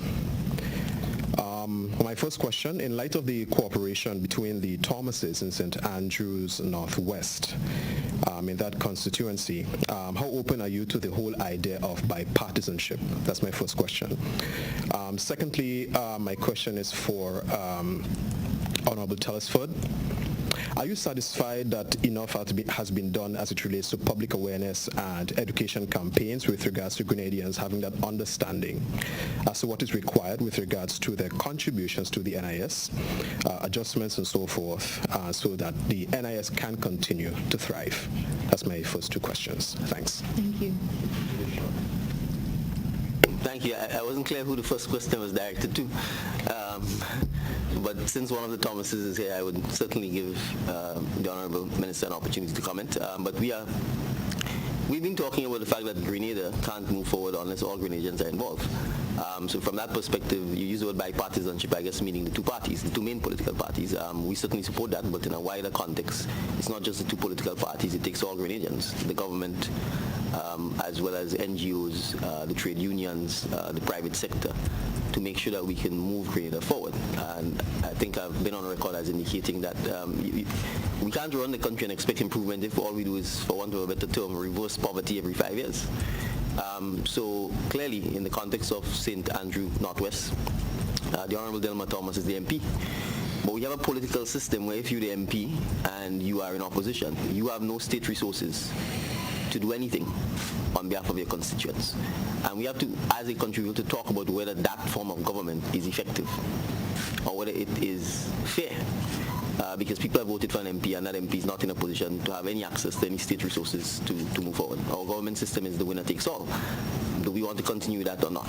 So from my perspective, certainly if I'm an MP in the opposition, I would definitely want to be in a position where I'm cooperating with my colleagues in government, where I seek their assistance, where I seek as much as I can the opportunities to consult with them and to share with them in relation to the needs of my particular constituency in the current context, because you have no actual resources made available. I mean, an MP salary is $1,200. I'm not so sure if the public gets that. So the driver in the MP's office makes more money than the MP. So it is essentially a volunteer job, and you basically have no resources to be able to treat with the needs of your constituents. And so from that perspective, as I said, if I was in any opposition MP's position, I certainly would be looking to encourage bipartisanship. And from our perspective, even if the Honourable Senator did not see a significant portion of the citizens voted for her, and the fact is, as she's in government, she is as committed as the MP to ensuring that her constituents get the best deal. And I think everyone who's an MP or everyone who ran, whether they won or not, I think is committed to making sure that their citizens get the best deal. I was reminding my colleagues yesterday in a meeting that I'm probably the only one who doesn't advocate hard enough for St. David. But I can assure you that each MP or caretaker advocates for their constituency, and I believe the Honourable MP for St. Andrew Northwest is simply doing so. And I believe Senator the Honourable Gloria Thomas, having run for that constituency, is doing the same. And so we are happy to encourage the collaboration, the cooperation, and a spirit of national unity as we try to improve our respective constituencies and overall improve the country. So I don't know if Senator Thomas wishes to comment on the issue. Thank you, PM, and thank you for your question. I am of the view that if we had to move forward, we have to move forward as a people. And we have to stop this division. Because if we continue in the old traditional way, we may not be serving all the persons in our constituency or in our area. And Sister Delma is the MP, and she has persons who need her assistance and her support, and that assistance and support could only be had if we work together. Because of the way we operated years before, some people are a little bit reluctant to come to me because they see me as NDC. So Sister Delma will more or less advocate on their behalf, and we could work out something as to how we could reach as much people as possible.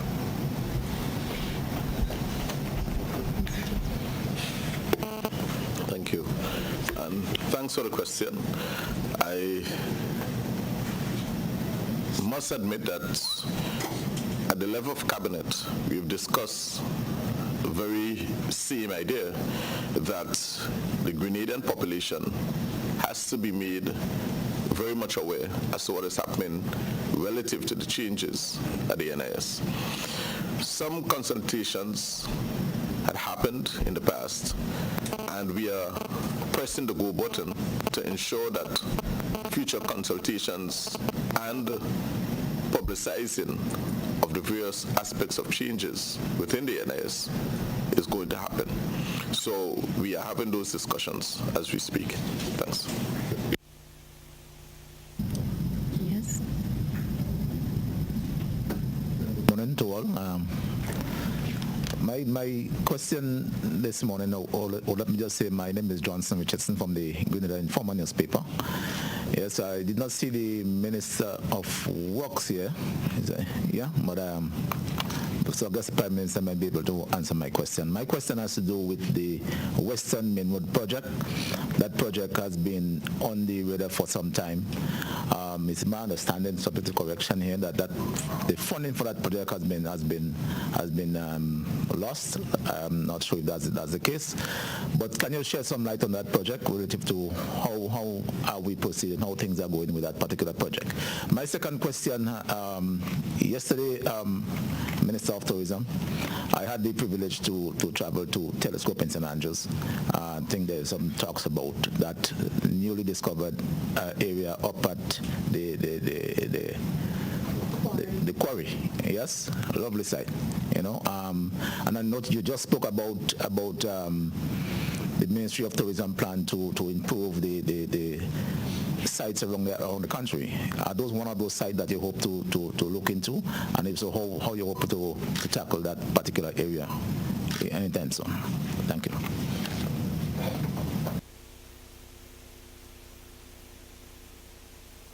All right. In relation to the Western Main Road, now the Western Main Road project, as originally conceived, was significantly delayed because of the land slippage at Moline.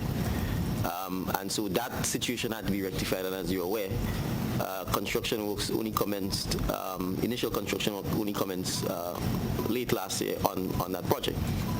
Now, in the meantime, yes, there's been significant changes in the world. Part of the funding for the project was in fact via the UK SIF program. The UK itself has undergone some significant economic and financial challenges. And the UK government has indicated that given its current circumstances that it may be challenged to fund the project, but it was only part funding. Part of the funding, and to a sense, the total package was coming via the Caribbean Development Bank. But at the cabinet level, we have asked ourselves a more profound question, which is whether the Western Main Road project, as conceived, would give us value for money. Because the original project was really meant to resurface the road and in one or two instances address the bridges where the road is narrow, where one vehicle can't pass, and to do some minor straightening. And anyhow you look at it, such a project, if we take the entire Western Main Road, is easily going to cost close to 100 million, if not more, EC dollars. And we have to ask ourselves whether if we spend $100 million to simply resurface the Western Main Road, we are in fact building infrastructure that serves our purposes for the next 30 or 40 years. And so we are having the discussion, and we've begun having those discussions with the Caribbean Development Bank to say that really what we need is a road network that gets us to the north of the island in 30 minutes. And so we are looking at how we can reimagine the Western Main Road so that it is flatter, straighter, and frankly can take significantly less time from the south of the island to the north of the island, because we believe that is the kind of infrastructure that Grenada needs. Our road networks to a large extent have remained along the same contours. They are windy. They probably make you nauseous if you're not used to it. They are prone to rock slippages. We are prone to the impact from incursions by the sea. And so we really have to reimagine the kind of infrastructure that we need for the next 30 or 40 years, and ask ourselves, are we going to spend 100 million, and 5 to 7 years from now we are still facing the same kind of challenges, whether or not it makes sense. So you would have observed that no explicit reference was made to that project in the budget, and the reason for that is because we are relooking the entire scope of the project. No doubt work will have to be done on the Western Main Road. The bridges, for example, need to be widened so that at least 2 vehicles can pass. As you're aware also, we are looking at the geothermal project in St. John and St. Patrick. In order for the equipment to get there, some aspects of the road widening must be done because the equipment is bulky and has to get to the sites. But from a more long-term perspective, we are looking at and exploring and having the necessary discussions to see whether or not we cannot come up with a road network that is modern, that addresses some of the concerns that we've talked about in terms of the impact of the climate change, soil erosion, land and rock slippage, as well as incursions by the sea, but that also gives us a road network that could last significantly for the next 20, 30 years. Thank you. Minister Andrews will address the second question. Now, as regards the tourism site you refer to at Telescope, we have our team of experts familiar with tourism enhancement. They will visit the site and they will decide on the best possible approach to take for developing that particular project. The aim would be to make it into a tourism enhancement site, and they will come up with the possible recommendations for government to implement.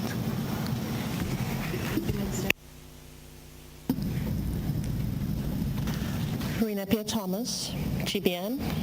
Just before I ask my questions, I would like to just state that we got 2 hours of the press conference. The ministers had an hour and 45 minutes. We had 9 chockload of information, and I have over 10 questions, and we only allowed to ask 2 at a time with just 10 minutes. I'm honestly going to say it's unfair. It's unfair, and I just need to ask I understand that you'd say send the information. We work in television, and sometimes the response are written, which does not work for us. Thank you, Rena. Well noted. Okay. And if our ministers would oblige, I'm sure we can add an additional 10 minutes on, 10 to 15 minutes to make sure that we get as many questions as possible from our media colleagues. Please go ahead with your first two. My first two questions to Mr. Telesford or to Ms. Thomas. Would there be any reinstatement of the 150 or any plans to maybe put additional monies to the seed program, understanding that we have inflation of food and other items for persons in need? And to Minister for Health, you spoke about the physical structure in dealing with the mental health issue, which is the home that we're trying to reconstruct. But do we have the proper medical experts to deal with the facility, understanding that drug and alcohol abuse is different from other mental issues that Mungi would have dealt with? So are we thinking about having the best experts to deal with these issues? Thank you. Okay, thanks for your question. Inflation is part of life, and public officers and everybody else have to deal with inflation. But that does not say that every year we get a raise of pay. Be that as it may, we are now conducting the recertification of the program, and based on the savings, probably later in the year, we may consider, if it is possible, based on the savings, to maybe add something onto the program. But there is no additional budgetary allocation for increasing seed. Seed is supposed to be a developmental program. Seed is supposed to be a program that you will be on for a particular period of time, and then you're supposed to graduate from that program. So there is no plan, because there is no budgetary allocation to increase seed. But based on the savings from the recertification, maybe we will be able to consider a little bit down the road if it is possible to do that. Thank you, Minister Thomas. Thank you, Ms. Pierre, for your question. You would recognize that we have a budgetary allocation of $5 million, at least for the first phase of the construction of the rehabilitative clinic. Part of that funding is definitely going to go to training, because we want to ensure that the individuals who manage and administrate such a rehabilitative clinic are well trained in that particular area, so that the management and training can balance itself off with the function of the delivery of the clinic. Yeah? So part of that finance is going to training as well. Yeah. Thank you, Minister, and thank you to everyone for your brief comments. As we move forward, yes, please. Good day, everyone. Nisha Paul, freelance journalist. My first question relates to the appointment of liaison officers. What would you say to the perception that this appointment is taking away from the bond, or that communication between the ministers and the constituents? That's my first question. Yeah. Well, I haven't heard of that. That's the first time I'm hearing that would take away. As a matter of fact, we really believe it's going to only add, because these are really field officers going out there, meeting with those groups and feeling the pulse. And the minister, of course, comes at the back end of it and continue his work in the constituency, meeting on a daily basis with his constituents. So I really don't see, it only adds. Yeah. Okay, my second question, why are contracts being channeled through the parliamentary office? We're seeing a flyer circulating on Facebook calling for trying to contract the services needed, I think, for the Willis basketball courts.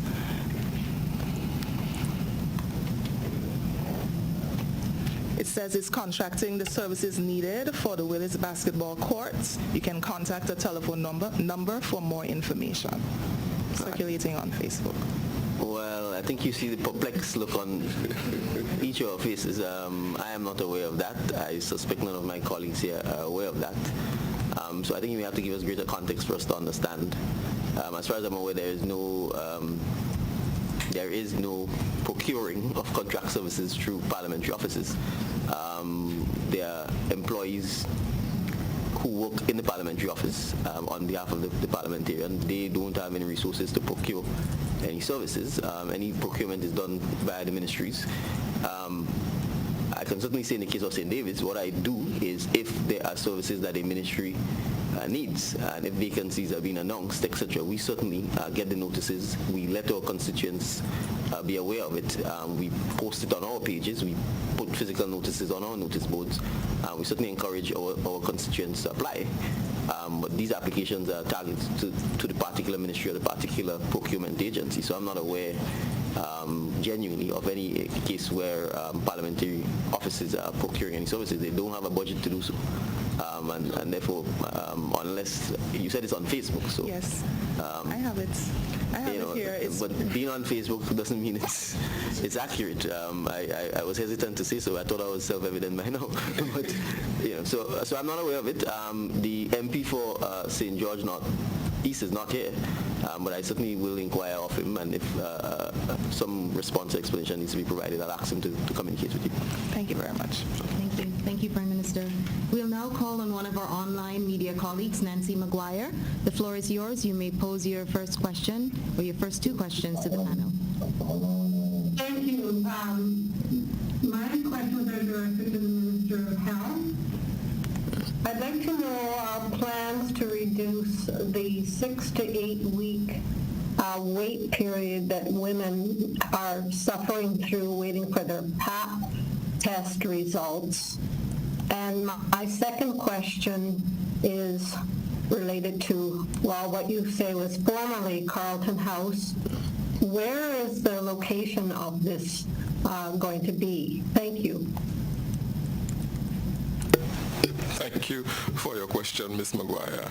I am certainly not aware of the 6 to 8 week wait period for women who are desiring pap smear services or results. I will definitely have to look into that and give you some redress where that is concerned.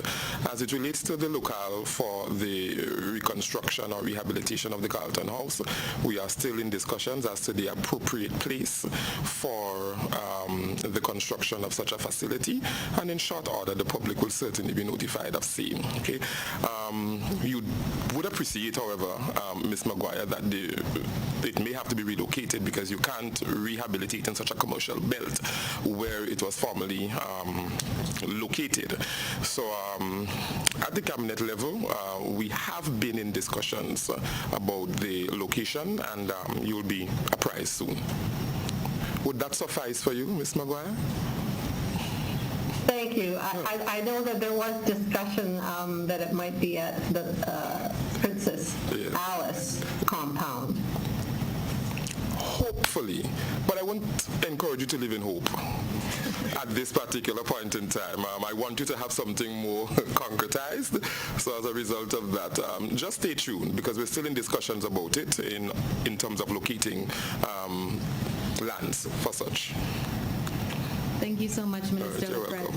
We now move on to a question from Linda Straker. Linda, the floor is yours. You may pose your first two questions to the panel.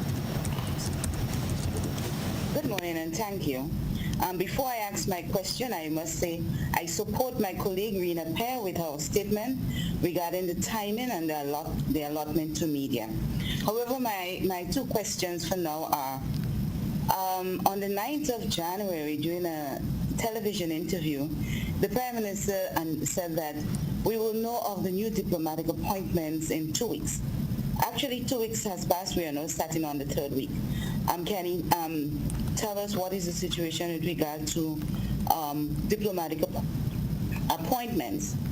And the second question is, last week in Caracou, he mentioned about an arrangement with Inter-Caribbean. Can you tell us what is the update regarding Grenada and Inter-Caribbean, and whether linked to that, would he be supporting the return of LIAT 1974 or would he support the continuation of LIAT 2020? Thank you for now.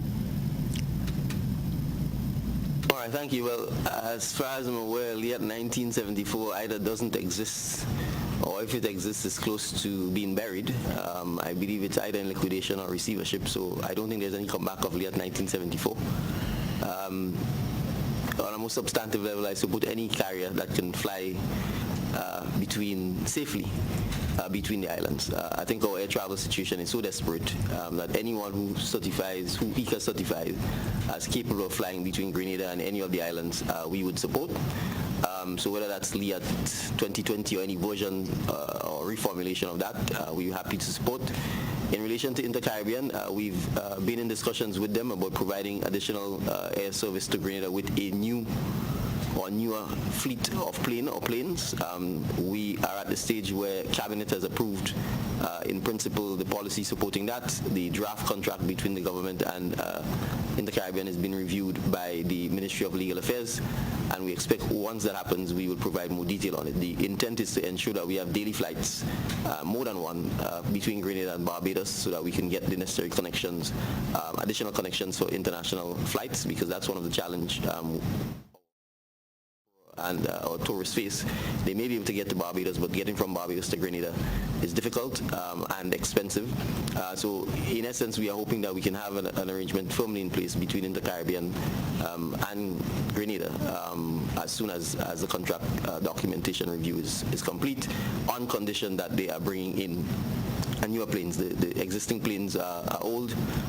They obviously need to be serviced quite regularly, and that leads to a lot of interruption and inconsistency in the flights, which I think many of our citizens who've been on the receiving end of that have been complaining about. So the aim is to get newer planes in and to get more frequent flights in. You may have to refresh my memory as to the diplomats. We have begun the first round of training for the persons we intend to name as diplomats. We have not publicly announced them. The first meeting took place last week, Wednesday. I'm going to reiterate because I think we perhaps have not understood the gravity of what has happened to the diplomatic corps service in Grenada. Almost 90% of the persons holding diplomatic passports were non-Grenadians, not in any real or significant way affiliated with Grenada, not resident in Grenada, not, in my view, attuned to the culture as well as the economic, government and developmental needs of the citizens of Grenada. And so we need to ensure that whoever we appoint as diplomats, first criteria being Grenadian, unless we can make an exception. But we need to make sure that persons are trained and understand what diplomacy is about, understand the government's policy, understand what we are seeking to get when you are posted to a mission. And it's not just the diplomat, it's not just the head of mission. The head of mission needs to be supported by staff. And we need to ensure that staff also is trained and that staff understands the roles and responsibilities of being a deputy head of mission, for example, or working in the chancery or providing administrative and secretarial support. So the reality is we are almost starting from zero. And hence the reason for us taking our time to make sure that we get this right and that people are not simply thrust into positions where they have no training, no opportunity to ensure that they are clear as to what our expectations of them are. So if I said 2 weeks, the process is ongoing. We have to some extent earmarked persons who are likely to be given the positions. That's why we're having the training, that's why we're having the discussions. And then once that is complete, the announcement will be made. We expect in the case of the one diplomat that we've announced, Mr. Glenn Noel, we expect that the administrative work to lead to his posting in Havana will be completed shortly, and we expect certainly that by the middle of February he should be posted in Havana. Thank you. Thank you, Prime Minister. We will now open for another round of questions. Mr. Gill.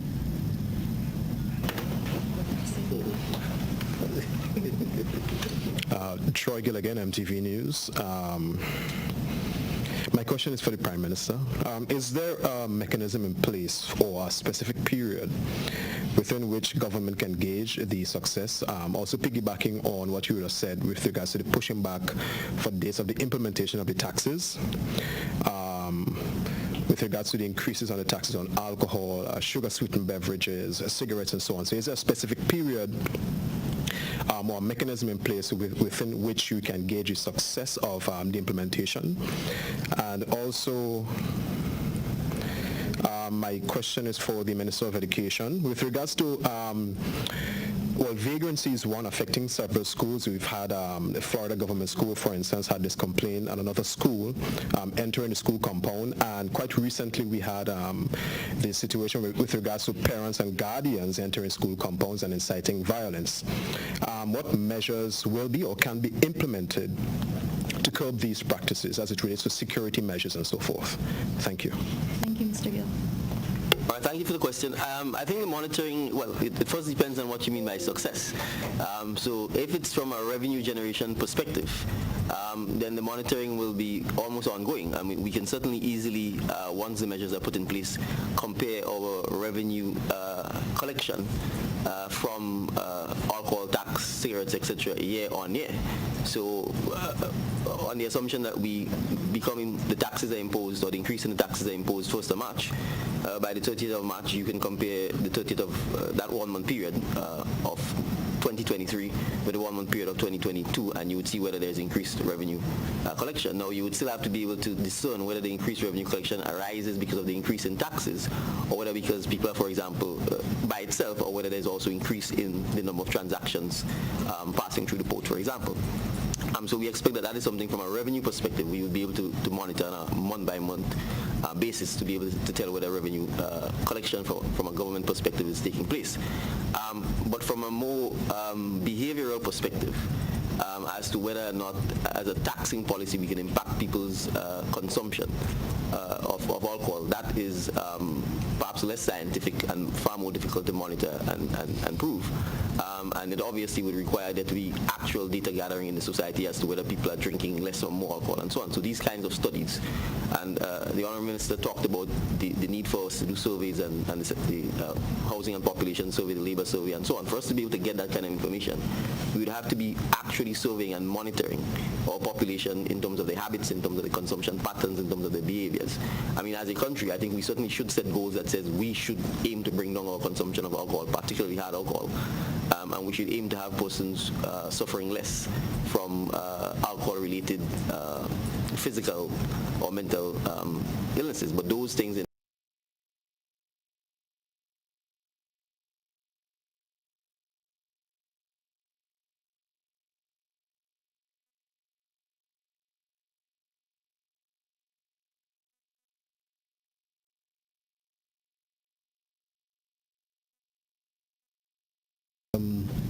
securing schools and the recent trends of some adult individuals entering school compounds and presenting risky behaviors. Now, let me take this opportunity to say that at the Ministry of Education, we totally condemn the intrusion into school premises by adults or anyone that, and it's an offense by the Education Act as well, to enter and to perform any such behaviors, and so we strongly condemn that. As to whether we have a strategy and what the strategy is supposed to be, now schools are authorized to have security officers, and there are several schools that do.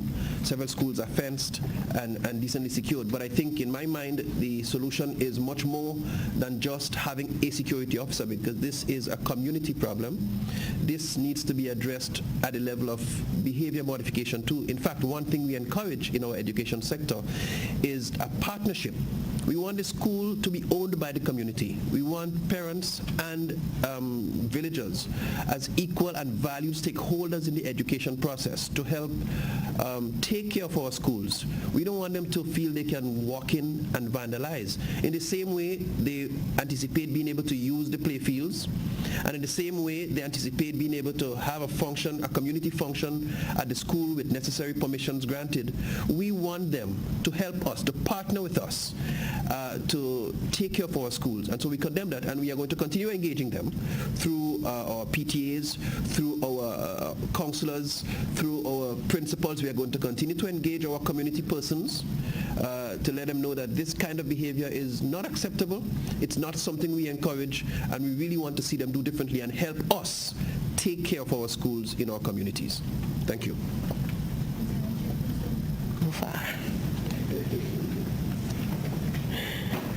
Thank you, Mr. Andrew. Rena? Yes, Mr. Andrew, could you please give me a little bit update on TAMCC in Carriacou? Up until last year, we had some serious issue with them there, and how classes are facilitated.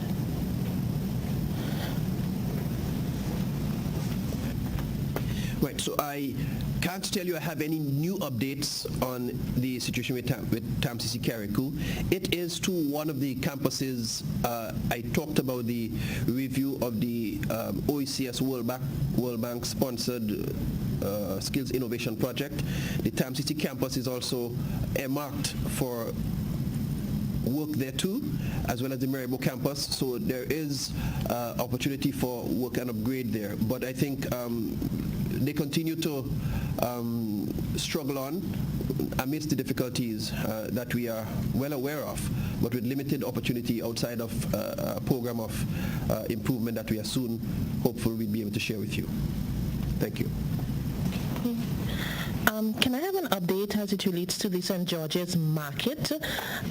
Yet to get any information as it relates to when vendors will be placed back there.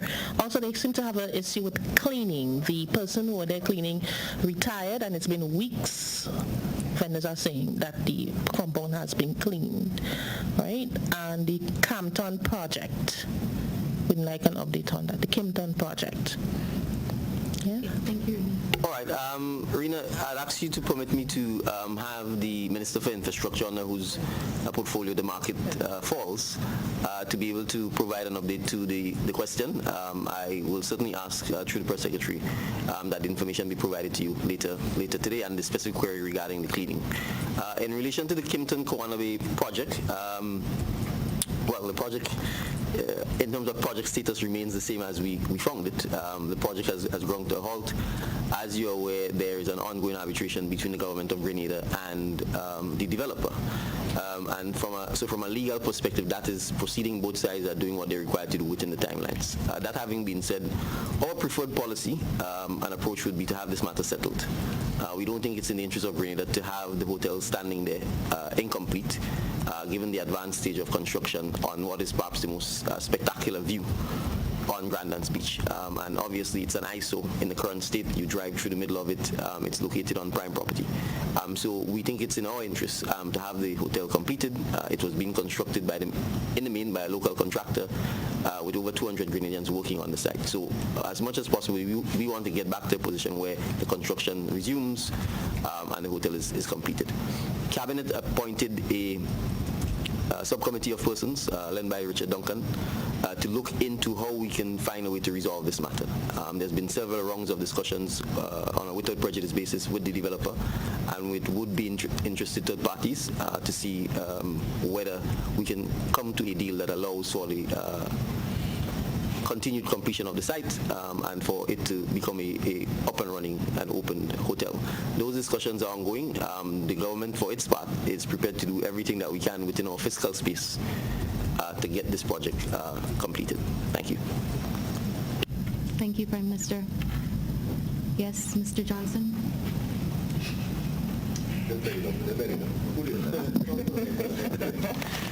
Yeah, thank you. Yeah, my two questions really. One to the Minister again of Tourism, relates to the National Museum. I did not hear much about the present state of our National Museum and any plans by government to address that. And my second question relates to I want to ask the Minister of Sports now to shed light on concession relative to equipments or coming in or sponsor or whatever donations. Right? I recently had one of the most embarrassing situation in all my years. Right? I came from St. Mark's. We recently launched a cricket development program for young people. Right? That was made possible with the help of a cricket club in London. Right? Now they promised to send some cricket gear for us, and they did. Right? And we approached the Ministry of Sports for some concession because we believe that it was for development that is still, and so we approached the ministry and we're given certain guidance. Yes, follow those guidance and so on. In fact, as I speak now, I'm still waiting on the approval of that concession. Well over 3 months now. Right? Well, the cricket gear is now being used by the young people. Right? In fact, almost 2 months after we asked for that concession, one of the member of that team had to come from London to go to the port himself and clear the equipment and pay the cost of $700 at the port because the concession wasn't approved. Right? So I just want to share. I don't want the Ministry of Sports to give me some guidance relative to how this process works, or if it was a case where the St. Mark's Cricket Council, Old Boys Cricket Club, was selected for special treatment under that particular arrangement. So I just hope some light could be shed as to how this thing works, and maybe next time I could follow the correct procedure. Thank you. Well, the Minister of Sports is not present. Neither is there any senior member of the ministry present. But if you're talking concessions, invariably you're talking the Ministry of Finance, even if the originating request for it is coming through a particular ministry. So I'll ask Pierre Sylvester to perhaps just explain the process for obtaining concessions. But on the specific question as to whether or not there's a policy pertaining to concession for sports, I think as you're aware, the Minister of Sports and his team have been having national consultations with a view to informing a national sports policy, and I think part of that will address the question of how we look at concessions for sports. But on a specific issue, I'll ask the P.S. Sylvester in the Ministry of Finance to address how one goes about obtaining concessions in general, including if it is sports related. Thank you.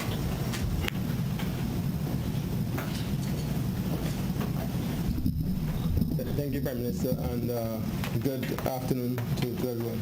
So there is a concession desk at the Ministry of Finance, and so we are the office that basically administer all the administrative matters dealing with concessions. The concessions that are granted are guided by legislation in many respects. So there is the conditional duty exemption that provide for the concessions that are granted, and in many respects those are detailed in terms of what concessions are granted, whether it's for sports, whether it's for education, whether it's for non-governmental organizations and so on. And so basically in terms of the process, what happens is that the person who is applying for the concession would apply through the ministry or department where that concession falls. So in the case of agriculture, for example, they would go through the Ministry of Agriculture. Ministry of Agriculture will then make a request through the PS to the PS Finance, and we then write to Customs and the person applying for the concession, basically indicating that the concession is granted. If there is no legislative framework or approval by Cabinet within the context of the law, we then would write and say that the concessions are not granted, as there are no legislative provisions for that. So in the case of a concession through the Ministry of Sports, whether it's through the association, they would go to the Ministry of Sports. Ministry of Sports will write Ministry of Finance. Ministry of Finance will review based on the context of the law, and then of course write the person granting the concession or indicating that the concession is granted. Obviously, I mean, in terms of the mail that we get every day, or the emails, 90% of everything that we get on a daily basis through the Ministry of Finance relates to concession. So it's quite a bit, and I don't know if in this particular case something was missed, because I don't recall off my head at this particular stage. But in a general sense, that is the process. Thank you, PM. Thank you. So I obviously I am not now as a PS personally aware of the request by the St. Mark. Is it the St. Mark Cricket Club? Yes. Right. I think I can certainly undertake to follow up with the Ministry of Sports to find out when and where the request was made and what happened in terms of a response and so on. The question of the National Museum. Well, I think you know the physical state of the museum now. I mean, it virtually does not exist. There are very limited artifacts in there. The building itself, as many of the historical buildings in the town of St. George, need significant work. Similarly with the library, and I think, as I indicated in the budget speech, to really get government government buildings and national historic sites up to where they should be, both in terms of preserving them and then making sure that they actually fit for human use. The country area needs, the estimate is probably as much as $1 billion. So the reality is the museum is part of that infrastructure because it's in the heart of St. George's. To a large extent it has been abandoned, similarly like the library and so on. There's some parts of the building housing it where people are renting and doing small craft and small items. I think even as part of the entire drill yard compound. So it's something that we certainly are cognizant of. There is a museum board. It will require significant work and significant resources to restore the museum. We would probably need a national drive to get artifacts, to get historical records. You would also be aware that from the perspective of our national archives, many of them have been damaged or destroyed, starting first with the challenges posed by Hurricane Ivan. Currently locked away at Mount Welldale are some aspects of the archives, but as a country, to get to a point where we have a national museum, it would require a national effort to restore the museum, to bring in artifacts, as well as to have some modern aspects of museum curating, and that would require significant resources, both in terms of financial as well as the human capital to be able to do so. Thank you, Prime Minister. Now, colleagues, we do have a number of ministers and permanent secretaries with us this afternoon. Yes, it's now afternoon. So in an effort to make the most of this moment, I'm going to ask that you please direct your questions to the ministers and the PSs that we do have with us this afternoon. So I'm now going to call on Ms. Paul. The Prime Minister, okay, go ahead. Thank you very much. Gun violence. In recent weeks, we've been seeing an increase in gun violence, and Honorable Prime Minister, a student in your constituency was recently accosted by an individual. Now, I know that the court system and the government is two different things, but there have been concerns that these individuals are granted bail. So my question is there a policy measure the government thinking about to address this issue in terms of the concerns and the impact of this incident in terms of the teenager, the student, the psychological impact that it might have had on him? Thank you very much for the question. The presence of firearms and as a result associated violence related to firearms is something that I've been speaking about. I think I've already indicated my approach from a policy perspective would be to have zero tolerance to firearms in our communities. And so we are significantly challenged by the fact that we have open borders. Our neighbors to the north are in love with firearms. And when I say our neighbors, I mean our big neighbor, the United States. There's a gun culture up there that's pervasive and in my mind irrational. And the consequence of that is that a lot of firearms leave the United States and proliferate through the Caribbean. Grenada has been relatively fortunate that we have not had significant more gun violence compared to our colleagues within the OECS and wider CARICOM. So our borders are porous, and from a policy initiative we are looking to address that by seeking to procure the kind of scanners that we can use at our ports of entry that can scan barrels, because our barrels are not scanned, that can scan the containers. You may be aware that recently a container came in and the Customs, Port and Police authorities were able to discover significant ammunition and high-powered rifles and a number of handguns. There has also been almost noticeable an increase in the number of confiscated illegal firearms almost on a weekly basis that the security forces are treating with. So from an entry perspective, we certainly looking to procure the necessary equipment and to do the necessary training to ensure that we can keep the firearms out. From a domestic policy perspective, I've already said, even from a legal firearms perspective, you would have to demonstrate overwhelming need, in my mind, to be issued with a licensed firearm. But there are other things that we are certainly looking at from a policy perspective, including reviewing the requirements of the Firearms Act. To your point, the penalties for unlawful firearms or illegal firearms are quite lenient. And from a policy perspective, we expect, if not within the first quarter, in the first half, that we may be likely tabling legislation in Parliament to amend the Firearms Act to have far more stiffer penalties. And then we're also looking at what other options are available to encourage persons to hand over and bring in their firearm licenses. And then at the CARICOM level, we're also working with lobbying the United States to make sure that they put measures in place to make sure that at their borders they can check for when the firearms are exiting. We certainly feel that they are not doing sufficient in that regard, and as a result we are suffering significantly as a result of it. In terms of the counseling for persons who are impacted by gun violence, and you specifically made reference to the young man, obviously via the Ministry of Education, if counseling is required, it certainly will be made available and provided to him. But I think it's important for us to understand guns were meant to kill.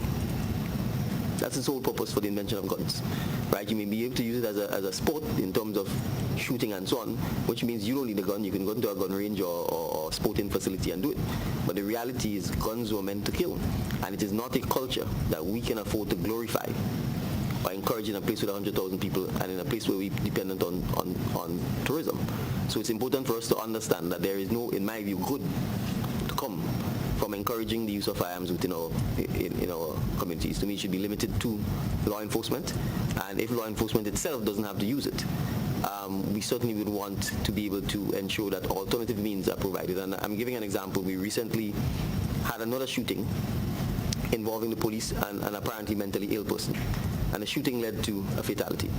Last week I had several engagements with the police officers starting from CARICOM and PT Martinique, the Western, Central and Eastern Division.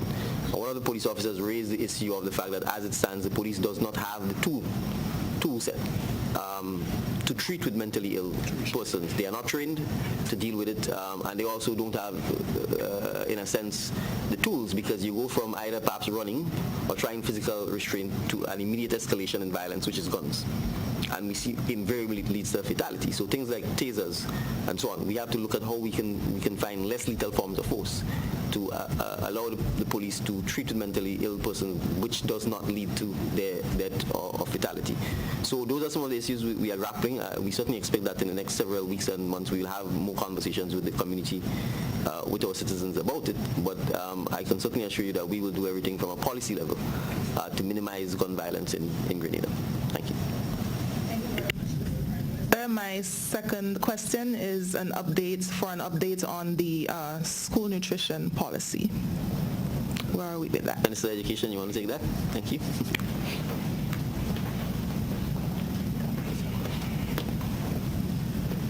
Right, thank you very much. So as it relates to the school nutrition policy, you will be aware that in this current budget cycle, the program will be rebranded to the Healthy Starts program.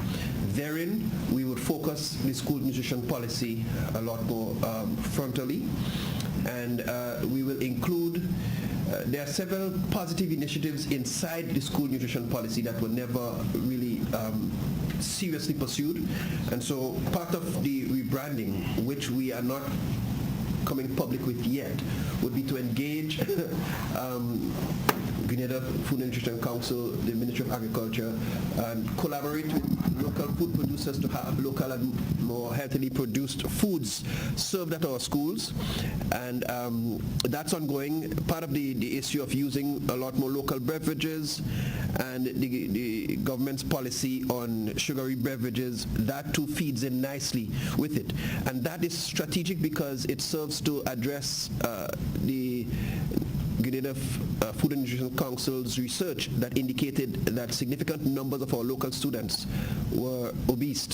And so you will hear more details on its launch sooner or later, but we are reviewing it with a view to enacting all of the positive elements within the policy that we can roll out in our schools as part of the rebranding of the school feeding program. Yeah, thank you.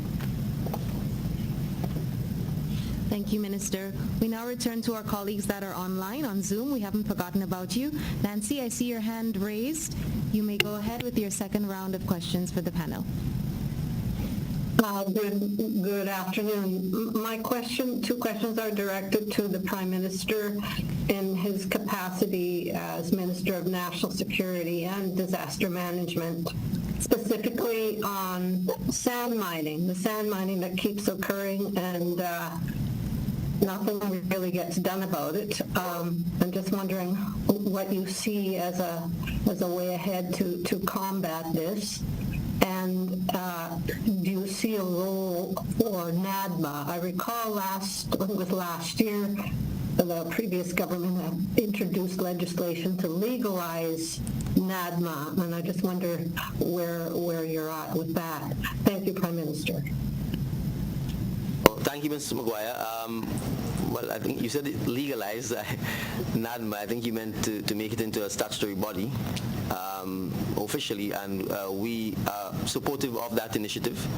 And so our intention is, in fact, to proceed with the legislation because we recognize that disaster management, disaster mitigation is not limited just to natural disasters. And from that perspective, I think we could even think of the pandemic.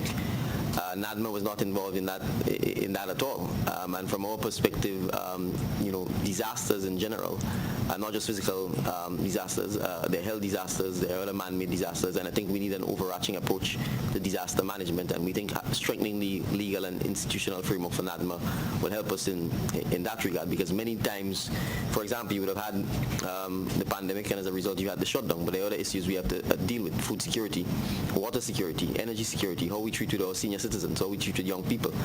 So it's a wide-ranging, the impacts are wide-ranging, and currently, the framework that NADMA operates in, oftentimes when we think of weather-related disaster management, almost every aspect of the government is involved, and you have senior managers serving on the advisory council, and so we feel it's important to, in fact, to proceed with the legislation to give NADMA the necessary legal teeth to address disaster management, not just weather-related disaster management. The second question is on sand mining. Well, sand mining is illegal. We are aware, however, that notwithstanding its illegality, that it is happening. So I think first, from an education and a PR and a communication point of view, as a government, we would have to ramp up the communication and the educating of our population as to why it is not in our interest, given we are a small island state, to sand mine. I appreciate that people may feel it's a natural resource, but it's finite. And oftentimes sand mining has significant impacts on our coastal and leads to significant coastal erosion. And I think we could just think of Telescope and see the impact of what has happened to that coast as a result. So I think from an education and a PR perspective, we certainly have to do better in terms of trying to get our people who are still engaged in sand mining to understand why it is illegal. But it also means that from a law enforcement perspective, more will have to be done to ensure that we can curtail the process. And part of the education may also be ensuring that both law enforcement as well as the judiciary understand the significant importance of why it's illegal and why we need to take it seriously, so that persons, when caught with sand mining, aren't just given a slap on the wrist and then they go right back to the sand mining. So thank you for the question. Thank you, Prime Minister. Okay, everyone, we have been here for quite some time, and we thank the ministers for being with us. We're going to take the final two questions from Linda Straker, and then we will wrap up for today. Linda, the floor is yours. You may pose your final two questions. Good afternoon, and thank you. My first question is to Minister Andrew, and that's education. Can you share with us the status of the school books program? All the schools have gotten the books as required, and added to that, I've understand that there are some schools that are now forming committees to raise funds to buy books. Is he aware of that? Because the schools do not have sufficient books. And my final question will go to the Minister for Health. Can he share with us the number of vaccines Grenada had to destroy, COVID vaccines, had to destroy because it had reached the expiry date and they were not used? And how much have Grenada spent on the purchase of COVID vaccines since they became available? So thank you very much, Linda, for your question. In relation to school books, we must recall that over the last few years, there has been, in the previous administration, there has been a policy shift away from actual books. So I don't think, while the book program continued, there was no budgetary allocation for fresh purchases of books within the last, under the last administration, and there was a strong emphasis on e-books. Now we continue to support the e-books, and in fact we have contractual obligations to uphold e-book arrangements that were set since under the former administration with e-book providers. So that is in place, and in fact we have curriculum and curriculum material that have been reviewed with an attempt to aligning them with the syllabuses. So we continue to support that. While we have before us the idea of having a blended approach. Now, the process to get books purchased and brought in takes quite a bit, and it has, if it's going to be used and available within the education, within the academic year, you have to engage that as early as April, May in any year to have it available for the start of the academic year. Obviously, we were not even in office at the time, and no purchase arrangements were done, and additionally the focus was the e-books. So that is still in focus. What we are trying to do now, though, is trying to engage the publishers of the actual books that we are using on the book list, the curriculum across the schools, to have copies of the actual books that we use, whatever arrangements we need to make. So that's what we are discussing, so that while we support the e-book thrust, we actually have copies of the actual books. I mean e-copies, but of the actual books that are used on the school curriculum. Because what we currently have are, we have e-copies of books and material that are adapted, not really the books on the publishers on the book list.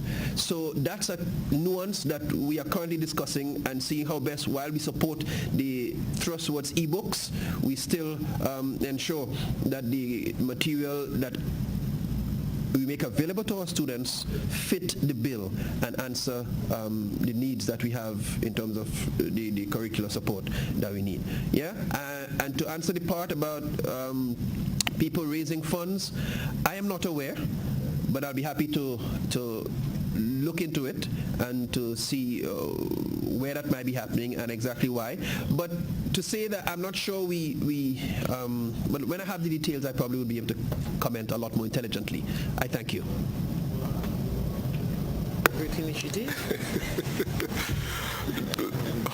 Cousin Straker, just before I answer your question, I want to piggyback on a question that Ms. Paul had asked as it relates to law enforcement and the detention and or retaining of the mentally ill or the criminally ill.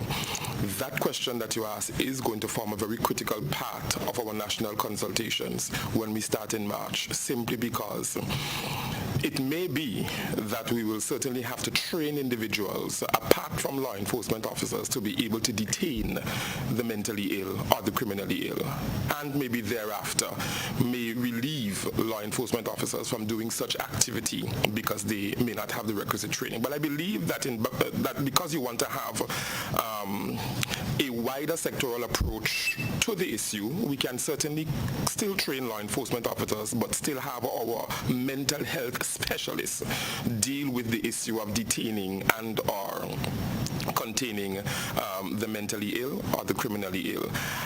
As it relates to the vaccines, I know that we had some expiring in the end of October as well as the end of December. I cannot tell you the correct amount that was destroyed, but if you really want the information, Mr. Straker, I can piggyback on that information and give you some redress later on during the week. I hope that would suffice at this particular point in time.